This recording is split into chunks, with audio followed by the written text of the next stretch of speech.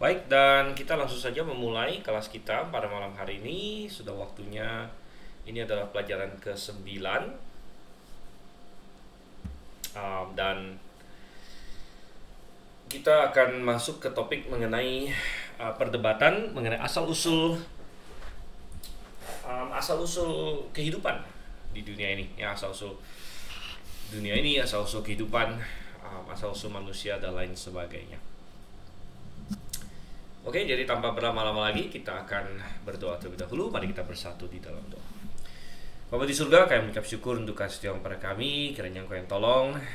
Kami memerlukan hikmat daripadamu, dan terutama kami memerlukan tuntunan terang firman-Mu agar kami dapat membedakan kebenaran dari kesalahan, dan ilmu pengetahuan yang sejati dari ilmu pengetahuan yang palsu, Tuhan. Dan kami kiranya tolong agar pelajaran ini malam ini membantu kami untuk melakukan hal tersebut. Kami berdoa Tuhan dalam nama Yesus Kristus. Amin. Oke. Coba kita lihat di sini ya. Oke. Baik.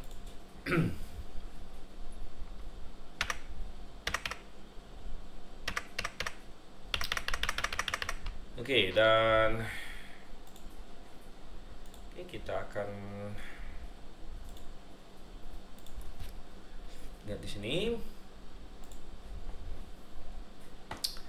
Oke, jadi kita masuk ke pembahasan mengenai perdebatan asal usul sebenarnya sini ya, perdebatan asal usul.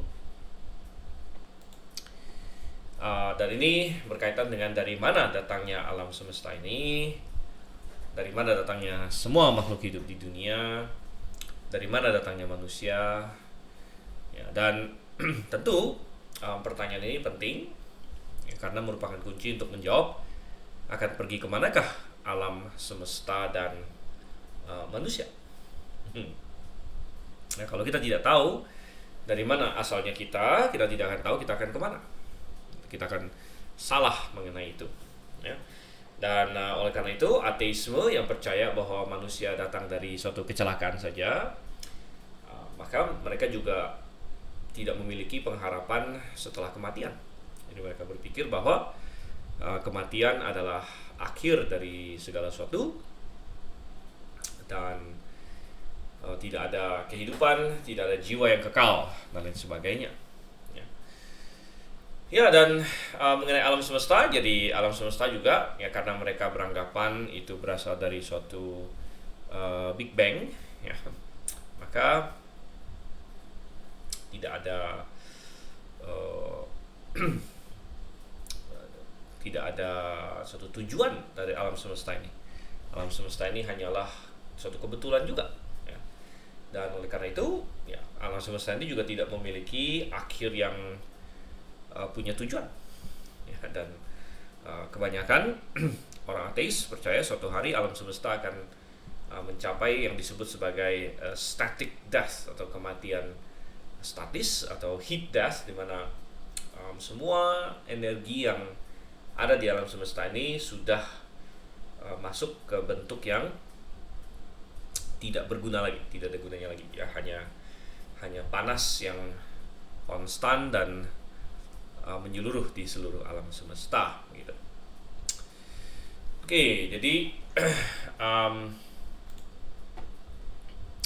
dan sebenarnya hanya ada dua alternatif mengenai dari mana semua ini muncul. Dan sebenarnya kita sudah singgung ini sedikit juga waktu kita membahas tentang argumen kosmologis ya, bahwa segala sesuatu memiliki kausa, dan kausa itu tidak mungkin berjalan terus tak terhingga ke belakang gitu kan, sehingga pastilah memiliki suatu kausa, pastilah ada kausa yang tidak dikausakan ya. Kausa yang tidak dikausakan, yang mengkausakan segala sesuatu itu adalah Allah. Jadi itu adalah alternatif pertama, bahwa ada pribadi maha kuasa yang menciptakan. Ya, dan alternatif yang satunya lagi adalah bahwa segala sesuatu terjadi dengan sendirinya. Jadi semuanya terjadi begitu saja dengan sendirinya, itu alternatif yang lain. Ya.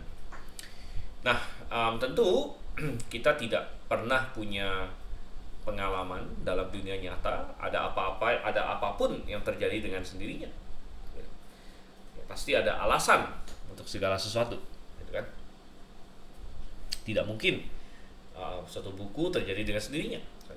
Pasti ada yang menulis buku tersebut. Ya. Tidak mungkin suatu mesin terjadi dengan sendirinya. Pasti ada orang yang merancang mesin tersebut. Jadi hanya ada dua alternatif ini saja. Nah, kehidupan di bumi juga demikian. Ya, bahwa di bumi ini ada binatang, ada tumbuhan, dan terutama ada kita manusia. Itu entah kita diciptakan atau kita terjadi dengan sendirinya. Ya. Nah, ada sebagian orang, kalau kita lihat di sini di salah satu poinnya, ada sebagian orang yang menawarkan solusi yang lain. Dan mereka bilang kehidupan di bumi ditanam oleh makhluk dari planet lain. Nah, ini juga suatu teori yang belakangan cukup populer ya. Teori ini disebut panspermia. Panspermia, kata pan berarti semua dalam bahasa Yunani. Spermia tentu adalah benih. Ya. Jadi teori ini disukai ya, karena manusia semakin dengan sains yang semakin tinggi, makin menyadari bahwa kehidupan di dunia ini tidak mungkin muncul dengan begitu saja sendirinya, karena terlalu kompleks. Ya. Nah, kita akan lihat nanti di banyak slide kemudian bahwa adanya struktur DNA. Ya. DNA itu suatu struktur informasi yang sangat-sangat kompleks, sangat-sangat kompleks ya. Dan di situ ada semacam DNA itu kayak semacam buku manual, ya, buku instruksi bagi tubuh kita untuk melakukan begitu banyak hal. Nah, jadi bagaimana tubuh kita harus membentuk protein-protein, ya, membentuk enzim-enzim, ya, membentuk banyak sekali hal. Ya, bagaimana tubuh kita harus merancang segala sesuatu itu. Itu buku manualnya adalah DNA, begitu. Dan informasi dalam DNA sangat-sangat banyak sekali, dan semakin kita mempelajari DNA, semakin itu luar biasa, itu luar biasa informasinya. Sehingga manusia makin menyadari ini nggak mungkin muncul dengan sendirinya. Gitu ya. Jadi, tapi banyak orang yang menyadari bahwa ini tidak mungkin muncul dengan sendirinya, namun tidak mau mengakui adanya Allah, tetap tidak mau mengakui adanya Allah. Ya. Akhirnya mereka lari kepada suatu alternatif lain, yaitu bahwa memang kehidupan di bumi tidak muncul dengan sendirinya, tapi bumi kita disemai, begitu, disemai, dikasih benih ya oleh makhluk dari planet lain atau dari bagian alam semesta yang lain, yang kita sebut alien mungkin. Gitu. Jadi ada kebudayaan atau peradaban alien, ya, makhluk luar angkasa yang lain yang lebih hebat, begitu, yang akhirnya menanamkan benih di bumi, gitu kan, dan dari benih itulah yang akhirnya pelan-pelan berevolusi menjadi kondisi sekarang, begitu. Dan ide seperti ini sudah dimunculkan dalam berbagai karya-karya fiksi. Ada film-film yang kira-kira seperti itu. Saya lupa, ada satu film science fiction ya, yang belum lama, masih dalam mungkin 10 tahun terakhir ini, saya agak lupa namanya apa, yang mengedepankan konsep ini, mengedepankan konsep bahwa akhirnya dalam film itu mereka mencari ada semacam sisa-sisa peninggalan alien. Nah, akhirnya mereka menemukan aliennya itu mirip dengan manusia gitu, tapi lebih gede kalau nggak salah. Dan akhirnya itu alien itulah yang sebenarnya menanamkan kehidupan di bumi. Kalau saya nggak salah nama filmnya Prometheus atau apa gitu ya. Dan ya itu namanya teorinya panspermia gitu. Jadi orang-orang yang berpegang pada panspermia adalah orang-orang yang mengakui bahwa kehidupan di bumi tidak mungkin muncul dengan sendirinya, terlalu kompleks ya, mustahil bisa terjadi dengan sendirinya. Tapi mereka tidak mau kembali kepada konsep adanya Tuhan. Jadi mereka menggantikan Tuhan dengan alien. Ini ada, ingat waktu kita bahas astronomi minggu yang lalu terakhir kan kita ada bicara juga ya dengan konsep alien dan lain sebagainya itu. Dan bagi manusia yang sudah menolak adanya Tuhan, alien itu menggantikan ya peran Tuhan sebenarnya. Ya, jadi ada banyak orang merasa kalau ada alien pasti jauh lebih canggih dari kita, jauh lebih tinggi peradabannya dan lain sebagainya, dan bisa membimbing manusia dan jauh lebih berkuasa dari manusia. Jadi konsep alien ini menggantikan konsep Tuhan dan malaikat-malaikat bagi orang yang tidak percaya, bagi orang ateis gitu. Jadi mereka larikan ke alien ini. Ya, jadi itu adalah konsep yang mereka taruh di situ ya. Ya, dan ya itu sangat disayangkan karena sebenarnya begini, kalau teori panspermia ini kita lihat secara filosofis, sebenarnya hanya melemparkan masalah saja. Kita bisa bertanya aliennya datang dari mana, gitu kan? Kalaupun benar gitu ya panspermia, bahwa hidup di bumi disemai atau dibenihkan dari alien, peradaban alien, tapi pertanyaan kita, siapa yang menciptakan alien kalau begitu? Siapa yang menciptakan mereka? Katakanlah mereka datang dari planet X misalnya ya, mereka datang dari planet X. Lalu kehidupan di planet X datang dari mana gitu kan? Jadi masalah asal-usul hanyalah dipindahkan ke tempat lain, ke waktu yang lain saja begitu. Nah, jadi tetap hanya ada dua pilihan. Sebenarnya pilihan panspermia ini pilihan semu karena hanya memindahkan pertanyaannya ke planet lain dan lain sebagainya. Ini teori panspermia ya, bahwa ada peradaban alien yang datang kemudian menyemai benih-benih kehidupan berupa informasi DNA dan lain sebagainya ke planet kita ya, tapi hanyalah memindahkan pertanyaan asal-usul ke tempat dan waktu yang lain saja. Oke. Nah, secara tradisional tentunya manusia mengakui bahwa ada Allah yang menciptakan dunia ini. Ini adalah posisi yang paling benar, yang dari awal Adam dan Hawa tahu ini karena mereka melihat Allah langsung ya. Banyak orang juga melihat Allah ya dalam bentuk Yesus Kristus atau teofani lain sebagainya. Jadi manusia mengakui bahwa ada Allah yang menciptakan dunia ini. Ini secara tradisional. Dan juga manusia percaya pada pada firman Tuhan. Tapi ada orang-orang yang tidak mau percaya adanya Allah, mencari-cari cara untuk membenarkan diri ya. Dalam abad-abad terakhir ini teori evolusi berkembang pesat dan merupakan alternatif yang dicari-cari tersebut ya, perdebatan ini bukanlah sesuatu yang murni sains atau sesuatu yang hanya mempengaruhi teori-teori ya. Perdebatan ini menyangkut moralitas masyarakat. Nah, jadi apakah manusia diciptakan menurut gambar dan rupa Allah, ataukah manusia ini sebenarnya adalah binatang ya, binatang yang berevolusi dari kera atau berevolusi dari nenek moyang kera atau apalah gitu ya.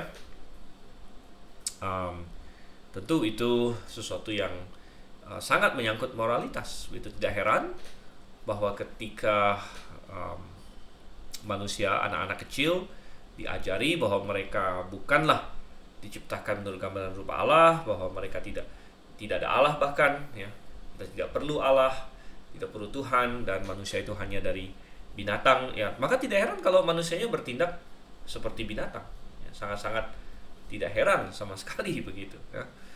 Evolusi telah menyumbang terhadap Perang Dunia I dan Perang Dunia Kedua, menghancurkan moralitas masyarakat ya. Ingat bahwa teori evolusi menjadi populer di abad 19 oleh Charles Darwin ya, tahun 1800-an, dan bukan kebetulan bahwa setelah itu di awal abad 20 ya, 1900-an pecah Perang Dunia I, Perang Dunia Kedua dan lain sebagainya.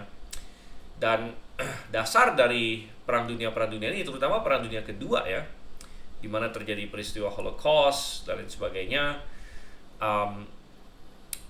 Jerman waktu itu yang menjadi antagonis ya kan, dengan Nazinya mereka punya suatu konsep yang sangat scientific waktu itu menurut mereka, ya, suatu konsep yang didukung oleh pandangan evolusi. Mereka beranggapan bahwa ras mereka yang mereka sebut ras Arya itu superior karena sudah berevolusi lebih lanjut lagi begitu, ya, dan mereka beranggapan bahwa ras-ras lain itu inferior, ya, dan oleh karena itu perlu tunduk kepada ras Arya begitu, ya, dan mereka membenarkan pembunuhan terhadap orang Yahudi dengan berkata bahwa orang Yahudi adalah yang ras yang paling masih paling terbelakang evolusinya, itu paling dekat dengan binatang begitu, ya.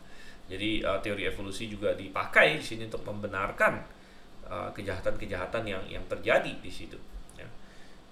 Nah, ingat bahwa di Perang Dunia Kedua antagonis kan ada dua, ya, satu di Eropa itu Jerman, sebenarnya ada lagi si Italia dan lain sebagainya. Kemudian di Asia sini ada Jepang gitu, dan ya sama, Jepang juga memakai ini, ya, dan sebenarnya mereka saling ledek-ledekan juga begitu, ya. Nah, orang Jepang merasa bahwa mereka lah yang paling superior, orang Jerman merasa mereka yang paling superior, ya, orang Jepang merasa mereka yang paling superior, dan mereka kadang-kadang berargumen, oh iya kita lah, ya, lihat tuh yang orang-orang yang Eropa itu justru masih banyak bulunya katanya, jadi lebih mirip kera gitu. Ya, karena kalau orang Barat kan kadang-kadang gennya kan lebih ini, ya, kayak misalnya brewoknya dan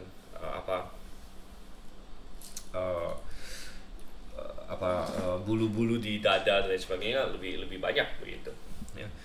Ya, dan itu dijadikan alasan, wah lihat tuh itu lebih mirip kera begitu, ya. Dan semua ini tentu adalah nonsens, ya, nonsens karena manusia dengan binatang ada suatu jurang yang tidak dapat terseberangi, dan manusia sama sekali tidak berasal dari binatang gitu. Namun perhatikan apa yang terjadi ketika ini diajarkan dan diyakini, ya. Tentu itu semua omong kosong, ya, manusia dan binatang sama sekali berbeda, dan manusia diciptakan menurut gambar dan rupa Allah, dan kalau kita berpegang pada itu, ya, maka manusia tidak akan, ya, manusia yang terus ingat bahwa sesama manusia kita semua diciptakan menurut gambar dan rupa Allah, tidak mungkin melakukan kejahatan yang begitu biadab, ya, kepada sesama manusia yang lain gitu. Ya, dan terus terang itu, ya, akhirnya moralitas semakin menurun, sudah pasti, ya. Amerika dan Eropa menjadi suatu mikrokosmos atau bisa menjadi suatu laboratorium untuk menyaksikan hal ini juga, ya. Kalau kita melihat hari ini di Amerika, ya, sering, ya, diekspos, ada banyak masalah sosial, ya, dan salah satu yang paling mengerikan adalah di sekolah-sekolah kadang-kadang ada penembakan massal, ya. Mungkin pernah dengar juga masalah itu di Amerika, ada penembakan, jadi ada siswanya atau orang luar yang bawa senjata masuk lalu tembak-tembakin orang, ya, dan ada yang bisa membunuh sampai puluhan orang dan lain sebagainya. Kenapa bisa begitu? Nah, banyak orang yang salah konsep, lalu yang dia salahkan senjatanya, ya. Wah, itu sih makanya ini ada senjata, makanya seperti itu, ya. Padahal senjata itu netral, ya, senjata itu bisa dipakai untuk berbuat baik, bisa dipakai untuk berbuat jahat, yang berubah adalah manusianya, yang jahat adalah manusianya tentunya, ya. Dan padahal seratusan tahun yang lalu Amerika sama, tetap dari awal pertama Amerika berdiri bebas senjata gitu, ya. Tapi di 100 tahun yang lalu tidak ada acara seperti ini, tidak pernah terdengar sama sekali. Kenapa?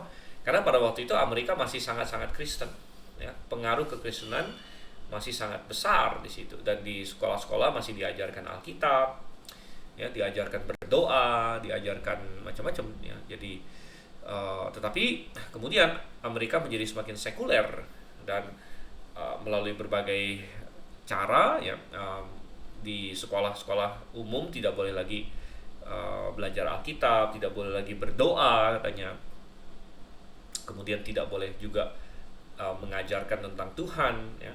Nah, akhirnya evolusi dimasukkan dan lain sebagainya, dan ya inilah yang menjadi hasil gitu. Jadi sekali lagi perdebatan mengenai asal usul ini bukanlah sesuatu yang hanya ini hanya perdebatan akademis, tidak, ini menyangkut, ya, banyak sekali efek di sini. Oke, jadi kita mau membahas tentang teori evolusi ini. dan apa yang mereka ajarkan, dan kita akan melihat bagaimana teori evolusi gagal sebagai penjelasan mengenai asal-usul segala sesuatu. Oke, kita akan lihat sejarahnya secara singkat saja. Kita tidak akan terlalu mendetil di sini. Ada beberapa tokoh yang penting, tapi yang satu namanya Charles Lyell, ya, Lyell. Charles Lyell ini hidup di terutama abad 19 ya, walaupun dia lahirnya di abad 18 tapi di akhir-akhirnya di sini. Tapi kebanyakan hidupnya di abad 19, mempublikasikan suatu buku namanya Principles of Geology. Jadi dia adalah seorang ahli geologi sebenarnya. Geologi jadi mempelajari fitur-fitur di dunia ini seperti lembah-lembah, ngarai-ngarai, gunung-gunung dan sebagainya, tanah, batu-batuan. Jadi dia menerbitkan buku ini, Prinsip-prinsip Geologi, ya. Dan dia mengatakan bahwa seluruh fitur di dunia ini, jadi fitur yang dimaksud adalah fitur-fitur geologi ya, fitur-fitur di dunia ini. Misalnya dia ketemu suatu ngarai atau suatu ngarai itu apa ya, canyon dalam bahasa Inggris, suatu kayak lembah yang curam gitu ya. Lalu dia mengatakan bahwa seluruh fitur di dunia ini sekarang ini harus dapat dijelaskan berdasarkan proses-proses yang sekarang sedang terjadi dan dapat diobservasi, gitu ya. Nah, jadi dia menyatakan prinsip seperti ini, ya, bahwa kalau kita melihat suatu ngarai yang sangat besar, suatu canyon ya, suatu lembah yang sangat besar, lalu kita melihat ada suatu sungai kecil di dalamnya, maka ngarai ini adalah hasil dari gerusan gerusan dari sungai yang sangat kecil ini, gitu. Ya, dan lebih lanjut lagi katanya proses-proses ini diasumsikan selalu memiliki laju yang sama dengan hari ini. Ya, jadi mereka akan istilahnya mengukur, ya misalnya sungai di bawah suatu lembah, suatu ngarai, gitu kan. Nah, sungai ini mengikis atau erosi ya, menimbulkan erosi berapa banyak per tahun. Ya, misalnya sungai ini mengikis sekitarnya katakanlah 5 cm per tahun. Contoh saja, ini saya angka ini saya ya, imajinasikan. Contohnya misalnya dia mengikis 5 cm per tahun, maka dia bisa karena sungai ini mengikis 5 cm per tahun, maka untuk bisa mengikis ngarai yang begitu besar ini diperlukan, ya tinggal dihitung saja. Kalau 5 cm per tahun, ya misalnya ngarainya ini ya bisa berapa juta tahun kalau begitu. Ya, berapa juta tahun yang lalu. Yang tentu adalah suatu asumsi, begitu ya, asumsi, karena mereka tidak mau terima ya kalau bahwa sebenarnya kebanyakan fitur-fitur geologi di dunia ini sebenarnya bisa dijelaskan berdasarkan adanya air bah Nuh sebenarnya. Ya, ini adalah posisi kita sebagai orang Kristen, bahwa banyak sekali ngarai-ngarai di dunia ini, banyak sekali fitur-fitur geologi itu adalah bukti air bah Nuh. Dan ya banyak orang bertanya, kalau memang air bah Nuh pernah terjadi, buktinya apa? Begitu kan, pasti ada bukti dong. Bayangkan bahwa dunia ini pernah ditutupi oleh air sepenuhnya, pasti ada bukti kan, pasti ada bukti. Dan kita bilang, ya ada bukti, banyak buktinya malah, gitu kan. Satu, bahwa ada fosil binatang-binatang laut di seluruh dunia ini, ya. Fosil binatang-binatang laut di seluruh dunia ini, bahkan di atas gunung-gunung tertinggi pun. Anda pergi ke atas gunung Everest, gunung tertinggi di dunia, Anda bisa menemukan di lapisan-lapisannya fosil-fosil binatang laut, begitu. Berarti puncak gunung Everest ya pernah berada di bawah air suatu waktu, begitu. Ya, jadi itu adalah salah satu bukti. Tapi lebih daripada itu, banyak sekali fitur-fitur dunia ini yang sebenarnya kita lihat, ini terjadi pada saat air bah Nuh. Ya, contohnya salah satunya adalah Grand Canyon ya, Grand Canyon. Coba saya mungkin banyak ini ya, banyak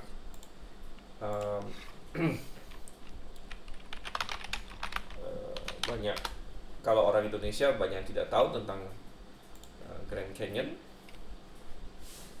Ya, Grand Canyon adalah suatu ngarai yang sangat terkenal ya. Mungkin saya nggak tahu, mungkin ngarai terbesar di dunia. Ya. Dan ini adanya di Amerika, di negara bagian Arizona. Ya. Nah, saya sendiri belum pernah ke Grand Canyon, walaupun saya belum pernah ke Grand Canyon. Tapi saya pernah ke namanya Bryce Canyon kalau saya nggak salah ya.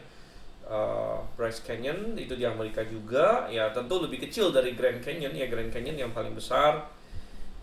Dan Anda bisa lihat ya, seperti foto di sini. Anda tinggal cek nanti foto di ini Anda, di browser Anda atau lain sebagainya. Jadi ada suatu ngarai yang besar sekali, suatu canyon ya. Anda bisa melihat ini adalah bukti bahwa air yang sangat besar pernah lewat semua ini dan mengikis semua ini gitu. Nah, tapi bagi Lyell, ya si Charles Lyell ini, dia tidak mau menerima konsep adanya air bah Nuh gitu. Ya, dia tidak mau menerima karena air bah Nuh itu kan suatu bencana yang luar biasa, yang global ya, yang mendunia, dan dia tidak percaya Alkitab gitu. Sehingga dia melihat di Ngarai ini kan ada sungai nih, sungai kecil di bawah ini kan. Nah, jadi menurut ini namanya Sungai Colorado kalau saya nggak salah. Dan menurut teorinya si Lyell ini, bahwa Ngarai ini yang begitu besar ya, ini hanya lihat sebagian, Anda bisa besar sekali di kesana kemari. Itu adalah gara-gara sungai ini gitu. Jadi sungai yang satu ini dialah yang mengikis keseluruhan Ngarai ini dari semuanya gitu, dari semuanya. Itu gara-gara si sungai yang satu ini gitu. Dan oleh karena itu dibutuhkan ya mungkin jutaan tahun bagi sungai ini untuk mengikis semua ini. Dan sebenarnya itu nggak masuk akal ya. Sebenarnya ada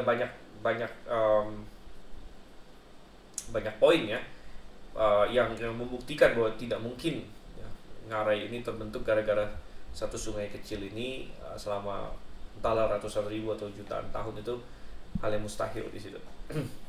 Oke, tapi itu teorinya si Lyell di sini. Jadi saya balik lagi teorinya Lyell.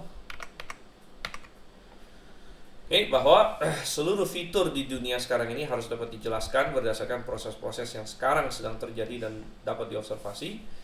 Lebih lanjut lagi, proses-proses ini diasumsikan selalu memiliki laju yang sama dengan hari ini. Ini adalah orangnya, si Lyell. Nah, akhirnya paham yang dipopulerkan oleh si Lyell ini disebut sebagai uniformitarianisme. Nah, ini panjang ya, kata yang panjang, tapi jangan heran, jangan bingung. Sekali lagi saya baca, uniformitarianisme. Ini sebenarnya dari kata uniform. Uniform itu artinya apa? Seragam, gitu kan, seragam ya. Jadi uniformitarianisme adalah suatu paham bahwa proses-proses yang terjadi di dunia ini ya, itu terjadi secara seragam, secara konstan lah begitu, secara seragam, dan itu dipakai untuk menjelaskan, dan lajunya juga konstan gitu ya. Jadi ini diterima secara luas oleh komunitas ilmiah, bahkan diterapkan juga di bidang-bidang ilmu lainnya. Dan mantra mereka adalah the present is the key to the past. Jadi kalau kita mau memahami masa lalu, kita harus lihat masa sekarang ini. Apa yang sedang terjadi sekarang berarti itu sudah terjadi dari dulu, dan lajunya pun boleh dianggap mirip, serupa lah, atau sama bahkan gitu ya. Jadi the present is the key to the past. Lalu ya, uniformitarianisme masih mengakui adanya bencana lokal ya. Bisa saja mereka mengakui bahwa ada banjir yang lokal, banjir yang ini, tapi bencana global seperti air bah yang mencakup seluruh dunia itu tidak masuk hitungan. Karena kalau ada bencana global seperti itu, maka pasti bukan uniform lagi, bukan uniformitarianisme, tapi lawan dari uniformitarianisme adalah katastrofisme. Ya, katastrofisme itu adalah pandangan untuk melihat bahwa fitur-fitur geologi dunia sekarang ini terbentuk terutama karena suatu bencana, ya, bencana di dunia ini. Dan bencana yang dimaksud adalah bencana air bah Nuh tentunya ya. Jadi lawannya adalah katastrofisme. Itu juga dari kata bahasa Inggris ya, catastrophe artinya suatu suatu bencana gitu, atau suatu hal yang begitu mengguncang dunia ini. Ya, dan ya kita percaya itu, kita percaya bahwa air bah memang terjadi. Jadi bagi kita, kita bisa memahami masa sekarang karena kita tahu apa yang terjadi di masa lampau. Nah, kalau ditanya, bagaimana kamu bisa tahu apa yang terjadi di masa lampau? Ya karena saya punya catatannya, gitu kan? Misalnya begini, ya saya hari ini bagaimana saya tahu tentang kakek saya misalnya, atau buyut saya bahkan, ya. Nah, saya tidak akan bisa tahu. Ya artinya saya mungkin bisa tahu sedikit ya. Ya saya bisa berkata gini, misalnya kakek saya atau buyut saya ya pasti ada mirip dengan saya lah begitu. Ya oke, itu menarik juga ya, memang pasti ada mirip dengan saya, namanya juga mereka kakek saya atau buyut saya, pasti ada mirip sedikit dengan saya. Jadi memang kita bisa tahu sedikit tentang masa lampau dari apa yang kita observasi hari ini. Bisa, kita tidak berkata sama sekali nggak bisa, tentu bisa ya. Tapi bagaimana kita bisa tahu dengan lebih pasti lagi tentang masa lampau? Satu-satunya cara yang paling teruji adalah kalau ada catatan. Ya, kalau ada catatan tentang itu, misalnya saya tahu tentang kakek saya kalau ada catatan, baik itu catatan tulisan, catatan foto, dan lain sebagainya kan. Dan kalau misalnya kita menebak-nebak, oh kakek saya mungkin mirip dengan saya, ya bisa jadi iya, bisa jadi enggak juga, gitu kan. Tapi lebih jelas lagi kalau misalnya ada fotonya gitu. Oh ini dia fotonya, oh ini dia orangnya, kan. Lalu kita bisa tahu tentang dia kalau ada catatan, ya baik oral, catatan itu bisa ini ya dalam cerita-cerita, misalnya orang tua kita cerita, atau tulisan. Jadi sebenarnya justru kalau kita punya catatan tentang masa lampau yang terpercaya, kita bisa tahu tentang masa sekarang ini. Kita jadi, oh kenapa bisa ada saya sekarang itu kan? Oh ada ceritanya, kakek nenek ketemunya gimana gitu kan? Ya kita kan sering misalnya kita kepada cucu kita kan, kita bisa cerita ya si kakek nenek gimana caranya ketemu ya, terus orang tua gimana caranya bisa ketemu papa dengan mama dan sebagainya. Ini kan jadi kita tahu tentang diri kita sekarang karena kita tahu masa lalu sebenarnya gitu. Jadi sebenarnya justru terbalik ya, the past is the key to the present. Jadi kalau kita tahu tentang masa lalu, kita punya kunci tentang apa yang terjadi di sekarang ini sebenarnya. Nah, masalahnya bagi seorang yang tidak percaya Tuhan, tidak percaya Alkitab, dia tidak punya catatan tentang masa lalu. Dia tidak punya itu. Makanya dia harus, the present is the key to the past, karena dia nggak punya the past. Tapi kita sebagai orang percaya, kita punya the past. Ya, kita punya the past. Kita punya catatan Tuhan tentang bagaimana dunia diciptakan, apa yang terjadi, ya air bah Nuh dan sebagainya. Sehingga itu bagi kita adalah kunci yang sudah sangat jelas sekali untuk menjelaskan, oh pantesan sekarang ini kenapa ada fosil-fosil di seluruh dunia gitu kan. Kenapa ada fosil-fosil di atas gunung, bahkan kenapa Anda naik ke gunung Everest, gunung apalagi lah, apa itu yang di Alaska sana itu, Denali ya, gunung Denali, Kilimanjaro, atau semua gunung-gunung tinggi di dunia ini Anda gali, Anda akan menemukan fosil binatang laut gitu. Dan kalau Anda tahu apa yang terjadi di masa lampau, Anda punya Alkitab, Anda baca tentang air bah Nuh, Anda oh iya, make sense sekarang gitu kan. Jadi menjadi jelas begitu. Ya, jadi the past is the key to the present sebenarnya, kan? Ya, ini yang tadi ini ya. Oke, rupanya sudah saya masukkan dalam slide. Jadi ini gambar lain dari ini apa, Grand Canyon namanya. Uniformitarianisme akan mengatakan bahwa ngarai ini terbentuk oleh sungai kecil itu selama jutaan tahun.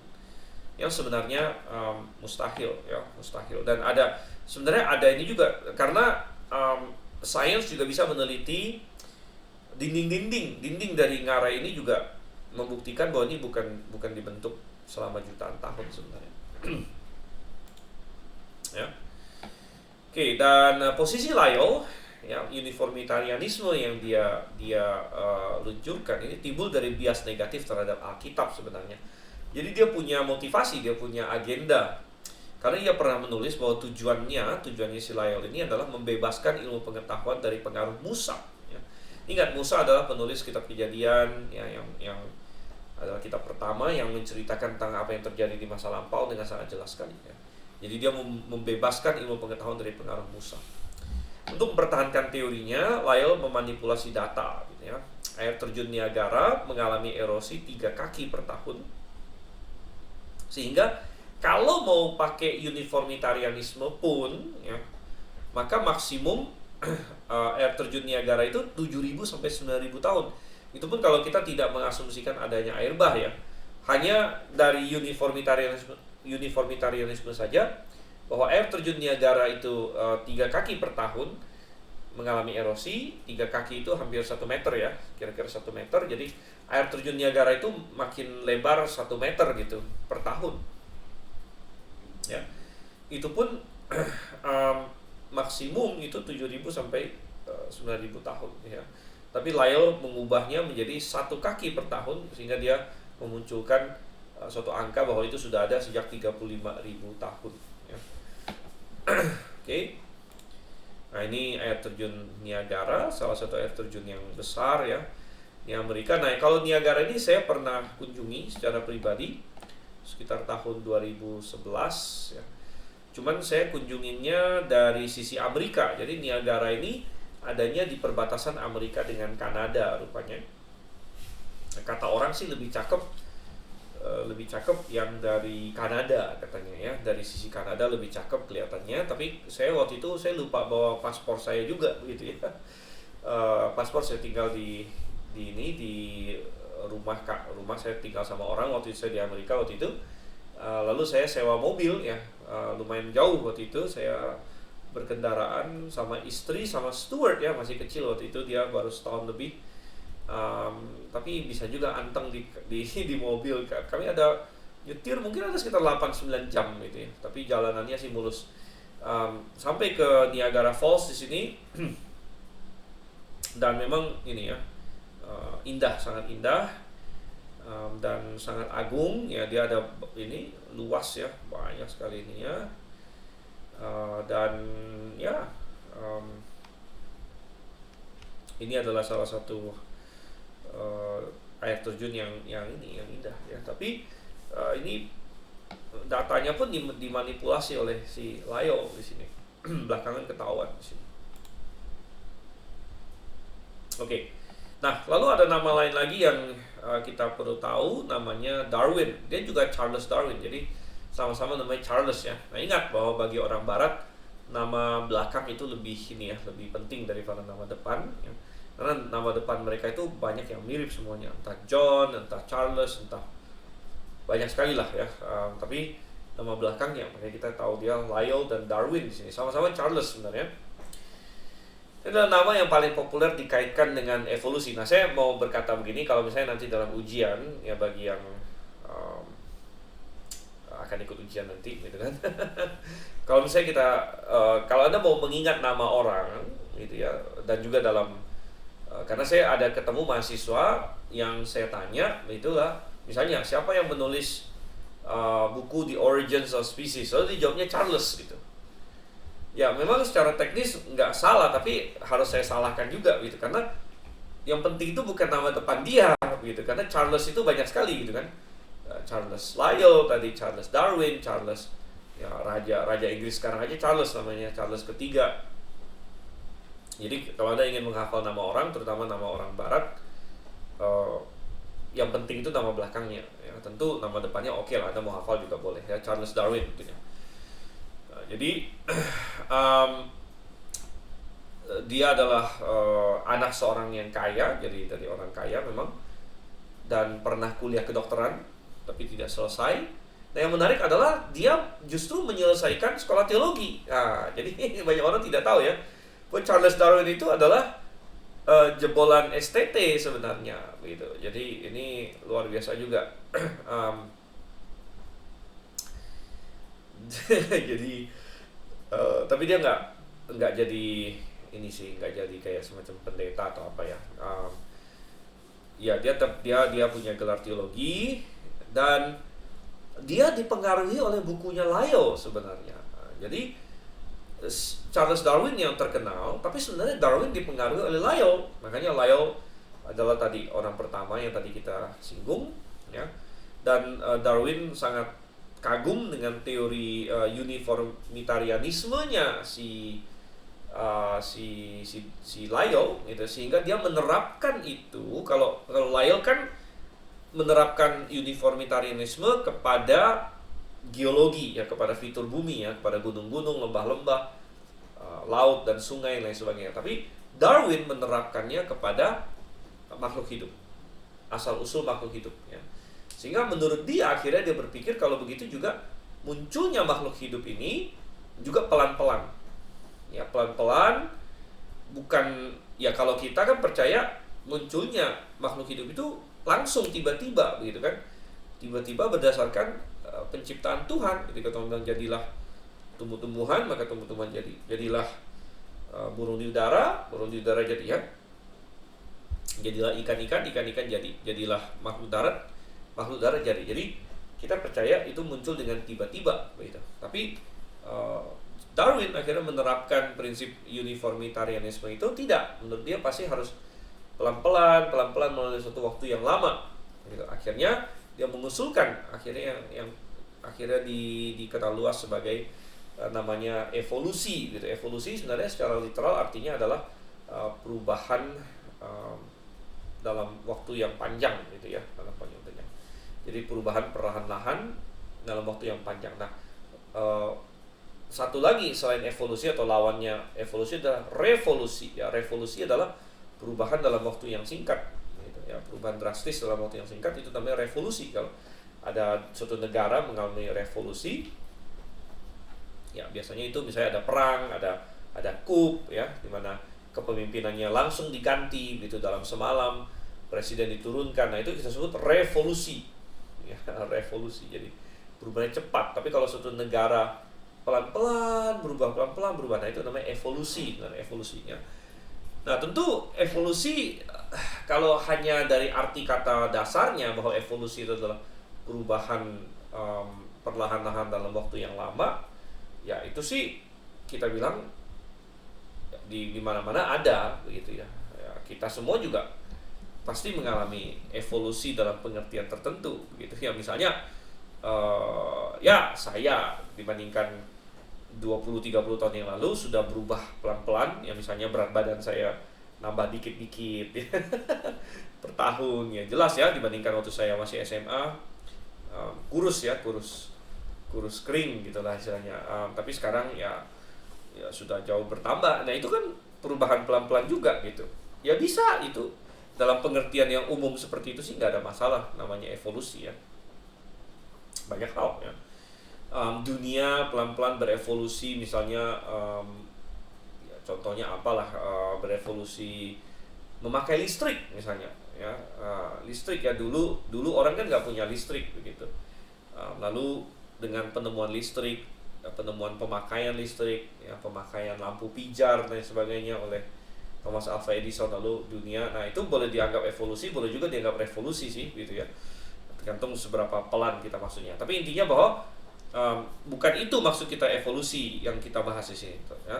Nanti akan kita lihat.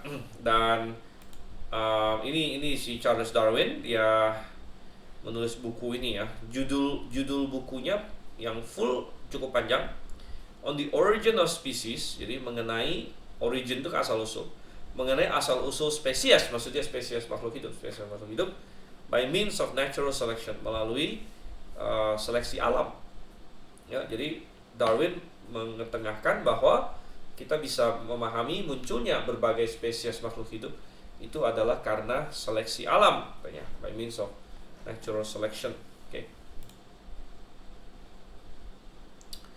Oke, nah, seleksi alam itu berarti apa? Survival of the fittest, ya. Karena alam itu kejam menurut dia. Alam itu kejam.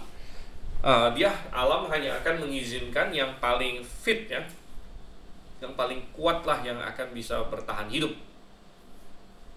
Okay. Jadi itu dikombinasikan dengan mutasi. Mutasi itu adalah perubahan pada makhluk hidup. Jadi satu makhluk hidup mengalami perubahan, anak-anaknya perubahan gitu kan. Nah, lalu perubahan ini ada yang lebih bagus, ada yang kurang bagus menurutnya. Ya, ada yang bagus, ada yang tidak bagus, ya. Nah, tentu yang tidak bagus, perubahannya tidak bagus, tidak akan bisa bertahan hidup karena dia tidak cukup kuat. Ya, tetapi makhluk hidup yang berubahnya bagus begitu, nah itulah yang akan terseleksi. Ya, makanya akhirnya makin lama makhluk hidup yang terseleksi untuk hidup adalah yang makin bagus menurut dia. Oke, ya. Nah, dan ini terjadi dengan pelan-pelan menurut dia, pelan-pelan. Jadi istilahnya gradualisme. Jadi gradualisme adalah uniformitarianisme tapi di bidang biologi. Ya, namanya gradualisme. Ya. Nah, tentu waktu Darwin melancarkan teori dia, ingat Darwin hidup di abad ke-19, 1800-an, dan pengetahuan biologi masih jauh waktu itu ya. Darwin belum tahu tentang sel makhluk hidup ya. Dia belum melihat sel dengan mikroskop ya. Sel saja belum lihat, apalagi organel ya. Jadi organ-organ dalam sel dia tidak tahu tentang kromosom, dia tidak tahu tentang DNA ya, dia tidak tahu semua itu. Jadi ilmu genetika juga belum ada pada zaman Darwin ya. Sehingga teori yang diusulkan Darwin kok bisa terjadi perubahan itu sebenarnya sudah terbukti salah hari ini gitu ya. Nah, teori Darwin sangat memalukan bagi para ilmuwan hari ini. Dia percaya bahwa organ manusia atau tubuh manusia itu berubah karena lingkungan akan mengeluarkan zat yang disebut gemus. Nah, ini zat gemus ini zat yang dia canangkan, dia hipotesiskan ya. Menurut dia di lingkungan kita itu ada zat namanya gemus ya, yang akan mempengaruhi organ reproduksi makhluk hidup. Nah, tentu sampai hari ini yang namanya gemus ini tidak ada, gitu. Tidak ada namanya zat gemus, gitu kan. Ini hanya hipotesis liarnya Darwin yang ya Darwin juga tahu itu hipotesis. Darwin juga tidak bilang dia sudah ketemu, dia hipotesiskan bahwa ada gemus begini ya. Tapi ya terbukti salah ya, terbukti salah. Jadi ya kita bilang bahwa dan pada zaman dia, Anda masih ingat nggak waktu kita di kelas biologi? Ini ya, saya sendiri masih ingat dulu di biologi juga belajar ada tandingan ya. Dulu ada namanya suatu teori Lamarck, masih ingat nggak? Lamarck gitu ya. Nah, Lamarckisme mengatakan bahwa apa yang terjadi pada tubuh kita itu akan mempengaruhi anak cucu kita. Jadi dalam teori Lamarck contohnya kenapa bisa ada jerapah begitu kan? Kenapa ada jerapah? Karena ada rusa tertentu yang dia mungkin makanan kesukaan dia itu di pohon gitu. Jadi si rusa ini akan mendongakkan kepala cari daun-daun dari pohon ini. Nah, pohon ini lumayan tinggi, jadi pastinya karena si rusa ini terus ya makan, jadi lehernya ini kayak didongakkan terus, lama-lama akan mempengaruhi sehingga anaknya punya ini yang ini ya, punya leher yang lebih panjang begitu ya. Nah, tapi teori Lamarck ini juga sebenarnya sudah terbukti sangat salah ya.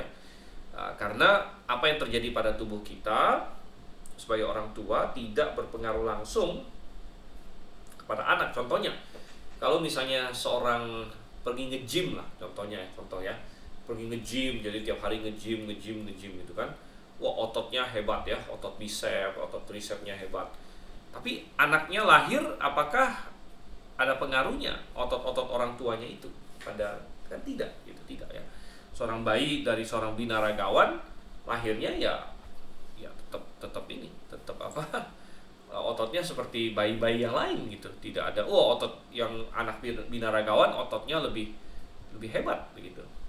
Tidak, gitu ya, tidak. Jadi itu teori Lamarck juga sudah dibantah sebenarnya ya, karena kita sudah punya pengetahuan genetika. Walaupun penemuan terakhir, nah ini yang terakhir ya, dengan adanya penemuan epigenetik namanya ya, sekarang kita mulai menemukan ternyata apa yang terjadi pada orang tua sebenarnya ada efek juga kepada anak begitu ya, tapi tidak seperti yang dibayangkan oleh si Lamarck begitu, tidak. Jadi itu namanya epigenetik gitu ya.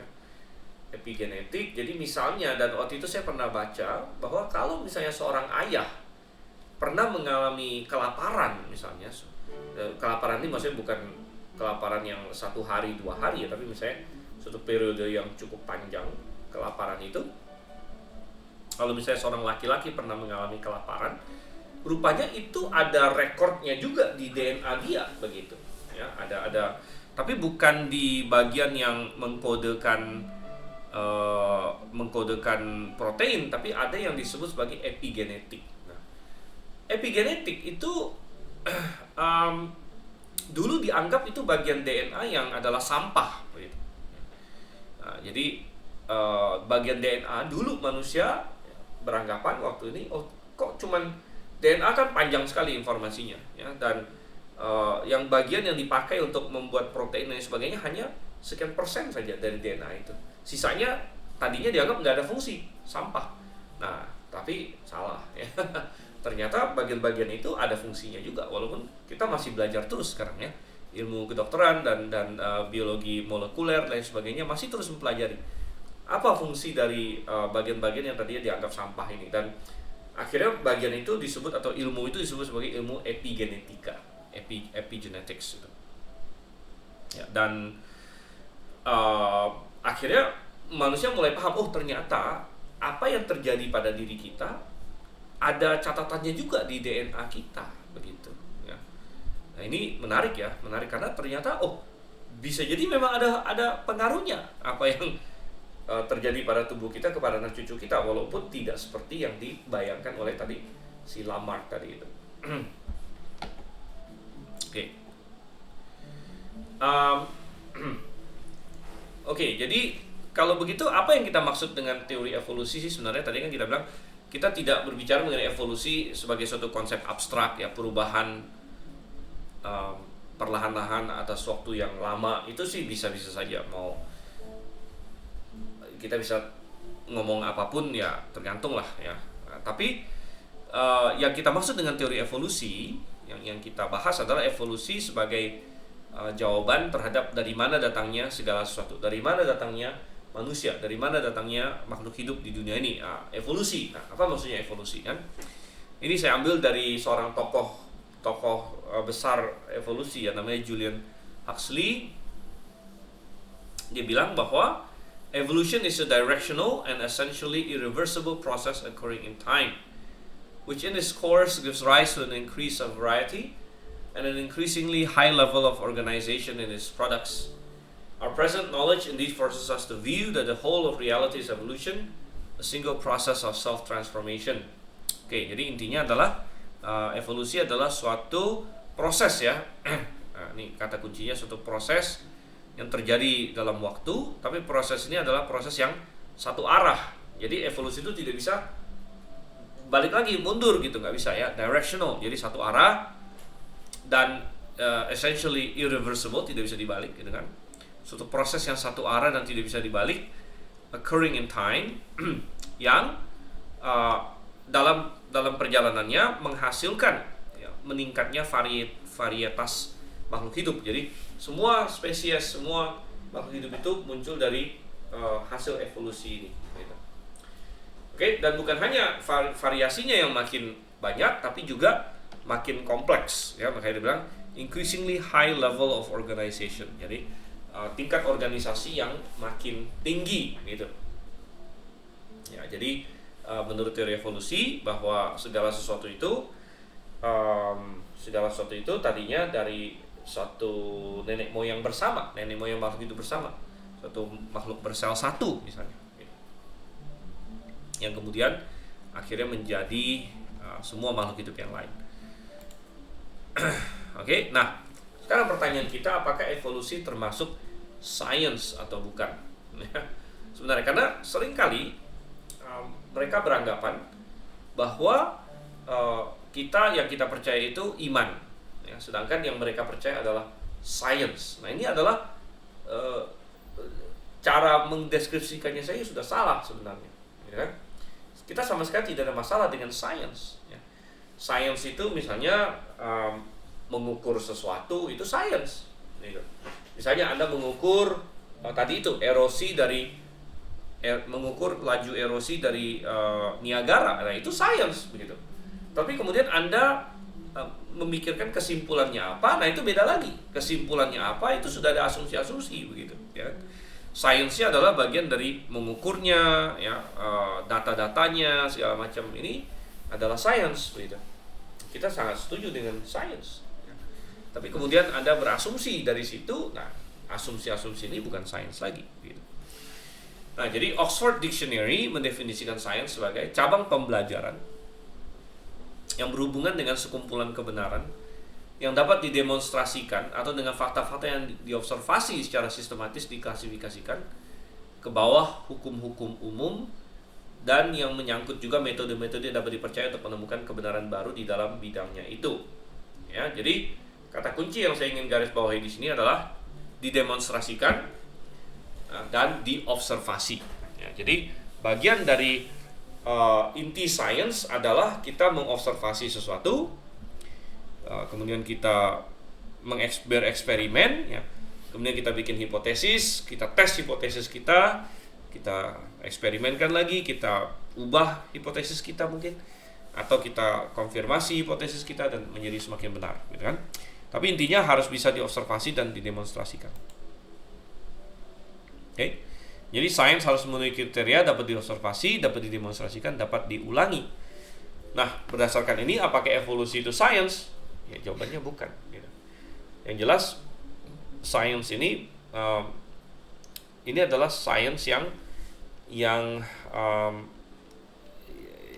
kita bilang sains yang observational, ya, yang bisa diobservasi. Gitu. Nah, memang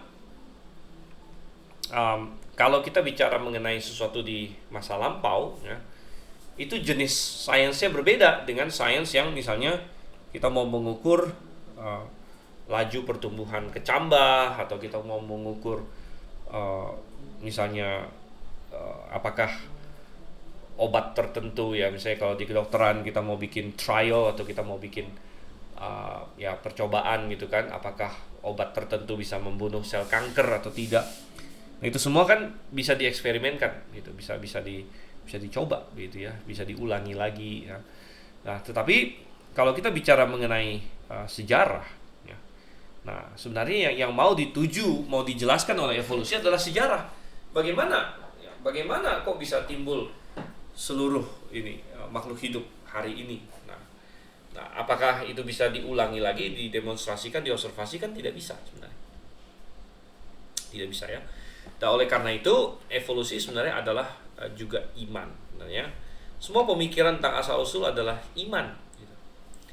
Karena para evolusionis tidak ada di sana untuk melihat apa yang terjadi di masa lampau. Nah, jadi mereka pun sebenarnya hanya menebak berdasarkan data yang mereka miliki, tapi diasumsikan hal-hal tertentu. Nah, kita tidak masalah, kita bisa pakai data-data yang mereka pakai juga, dan kita bisa punya asumsi kita sendiri, gitu. Dan ternyata tidak bertentangan dengan iman kita, gitu ya. Yang perlu diselidiki adalah iman mana yang paling sesuai dengan akal sehat dan sains. Nah, sains yang bisa diobservasi.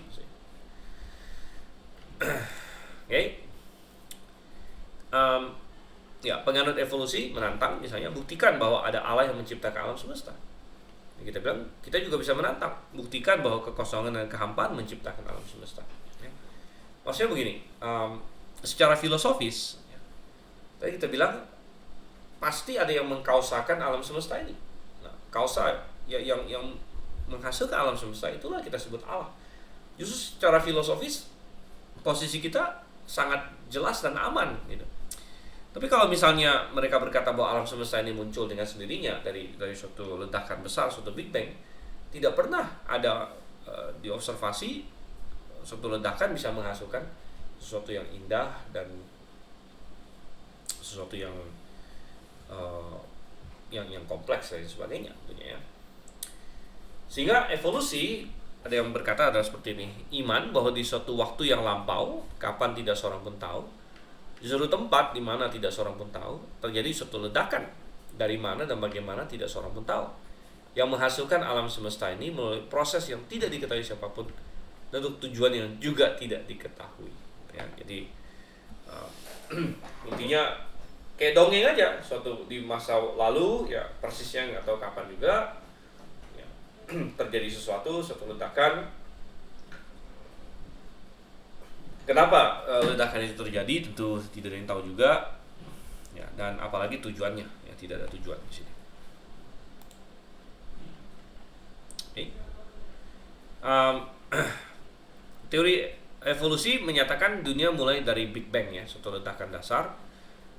Saya kasih suatu versi yang diberikan oleh seorang namanya Alan Guth. Dulu tidak ada apa-apa, hanya kehampaan, bahkan ruang pun belum ada, hanya kehampaan dan satu titik awal yang lebih kecil dari proton. Ya, inilah titik alam semesta kita yang maha padat itu ya. Di dalam titik ini tidak ada materi, juga tidak ada energi atau substansi lainnya. Ia hanya kehampaan yang palsu yang dilewati oleh scalar field. Apa itu? Ya. Titik itu kebetulan meledak sekitar 15 miliar tahun yang lalu menurut hitungan terakhir, dan alam semesta mengembang dari satu titik hingga ukuran yang sangat besar dalam waktu kurang dari 1 detik. Ya, ini juga hal yang mustahil sebenarnya. Lalu sementara alam semesta terlempar keluar dengan kecepatan berjuta kali lipat kecepatan cahaya, partikel subatomik bergoyang dan terbentuklah materi dan antimateri. Kedua benda ini bertuburkan dan saling meniadakan, dan hanyalah karena ledakan itu sedikit asimetris, maka lebih banyak materi yang terbentuk dibandingkan antimateri, sehingga alam semesta jadi terbentuk tapi dengan banyak ruang hampa. Oke, intinya ini kayak semacam dongeng ya. Tidak ada orang yang melihatnya. Setelah semua aksi ini agak mereda, akhirnya ada sisa materi yang mulai berkondensasi membentuk bintang-bintang dan planet-planet. Sehingga yang mereka anggap bukti dari Big Bang adalah galaksi-galaksi sedang menjauhi satu dengan yang lainnya. Yang kita bilang fenomena redshift itu ya, bahwa alam semesta kita sedang mengembang menurut observasi. Ada ruang hampa di luar angkasa sedikit lebih hangat dari suhu nol absolut. Ya, menurut mereka itu juga bukti bahwa pernah terjadi suatu ledakan, makanya tidak nol absolut. Ya, temperatur di luar angkasa itu. Dan nebula yang awal-awal diobservasi sepertinya terdiri dari kumpulan gas yang sesuai dengan teori Big Bang. Ya, nah ini teori Big Bang. Ya. Dari suatu ledakan muncullah alam semesta kita. Pernah terjadi suatu masa inflation juga. Ini masa yang ini cepat sekali.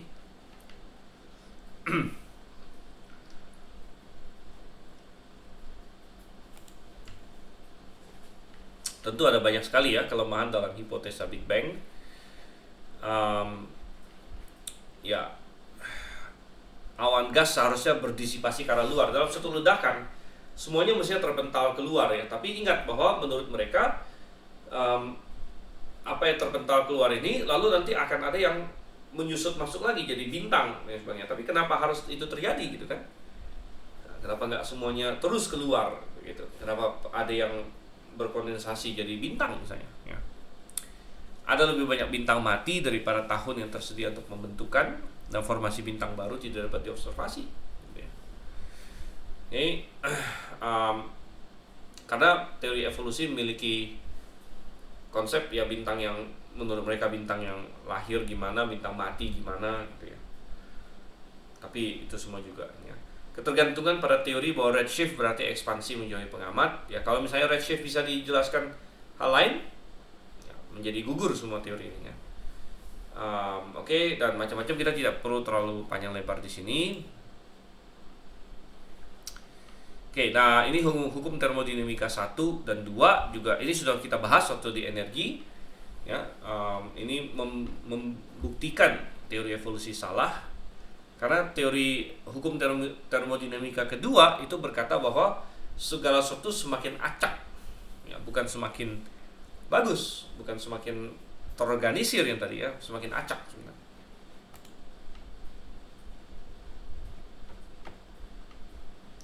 Ya, sedangkan kita yang percaya Alkitab, kita tahu bahwa pada mulanya alam menciptakan segala sesuatu dan setelah itu tidak ada lagi penciptaan. Ya, jadi ini sesuai dengan hukum termodinamika sudah kita bahas, jadi saya nggak akan panjang lebar di sini. Ya, Yang kedua adalah entropi, hukum kedua. Dalam segala proses di alam, total energi yang tersedia semakin menurun ke bentuk yang lebih sederhana. Ya. Oke, ini sesuai dengan konsep Alkitab bahwa setelah kejatuhan dalam dosa ada kutuk atas alam semesta. Ini cocok juga dengan ayat Alkitab yang berkata semua alam semesta, dasar segala sesuatu, dasar bumi segala macam akan menjadi usang seperti pakaian. Ya. Usang seperti pakaian. Oke, baik, kita akan stop sampai di sini dulu. Kita break sebentar. Ya, kita break sebentar sekitar 5 menit. Oke. Saya pause.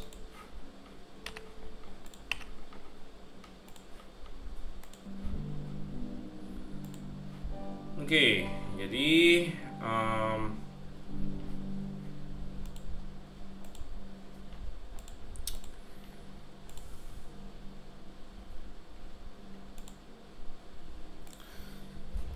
baik.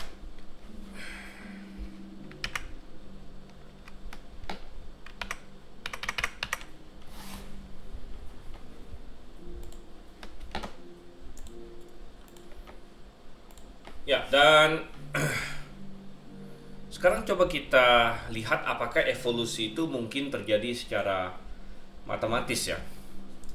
Secara matematis. Jadi kita bermain dengan namanya kemungkinan. Nah, ini ada hubungan dengan matematika juga.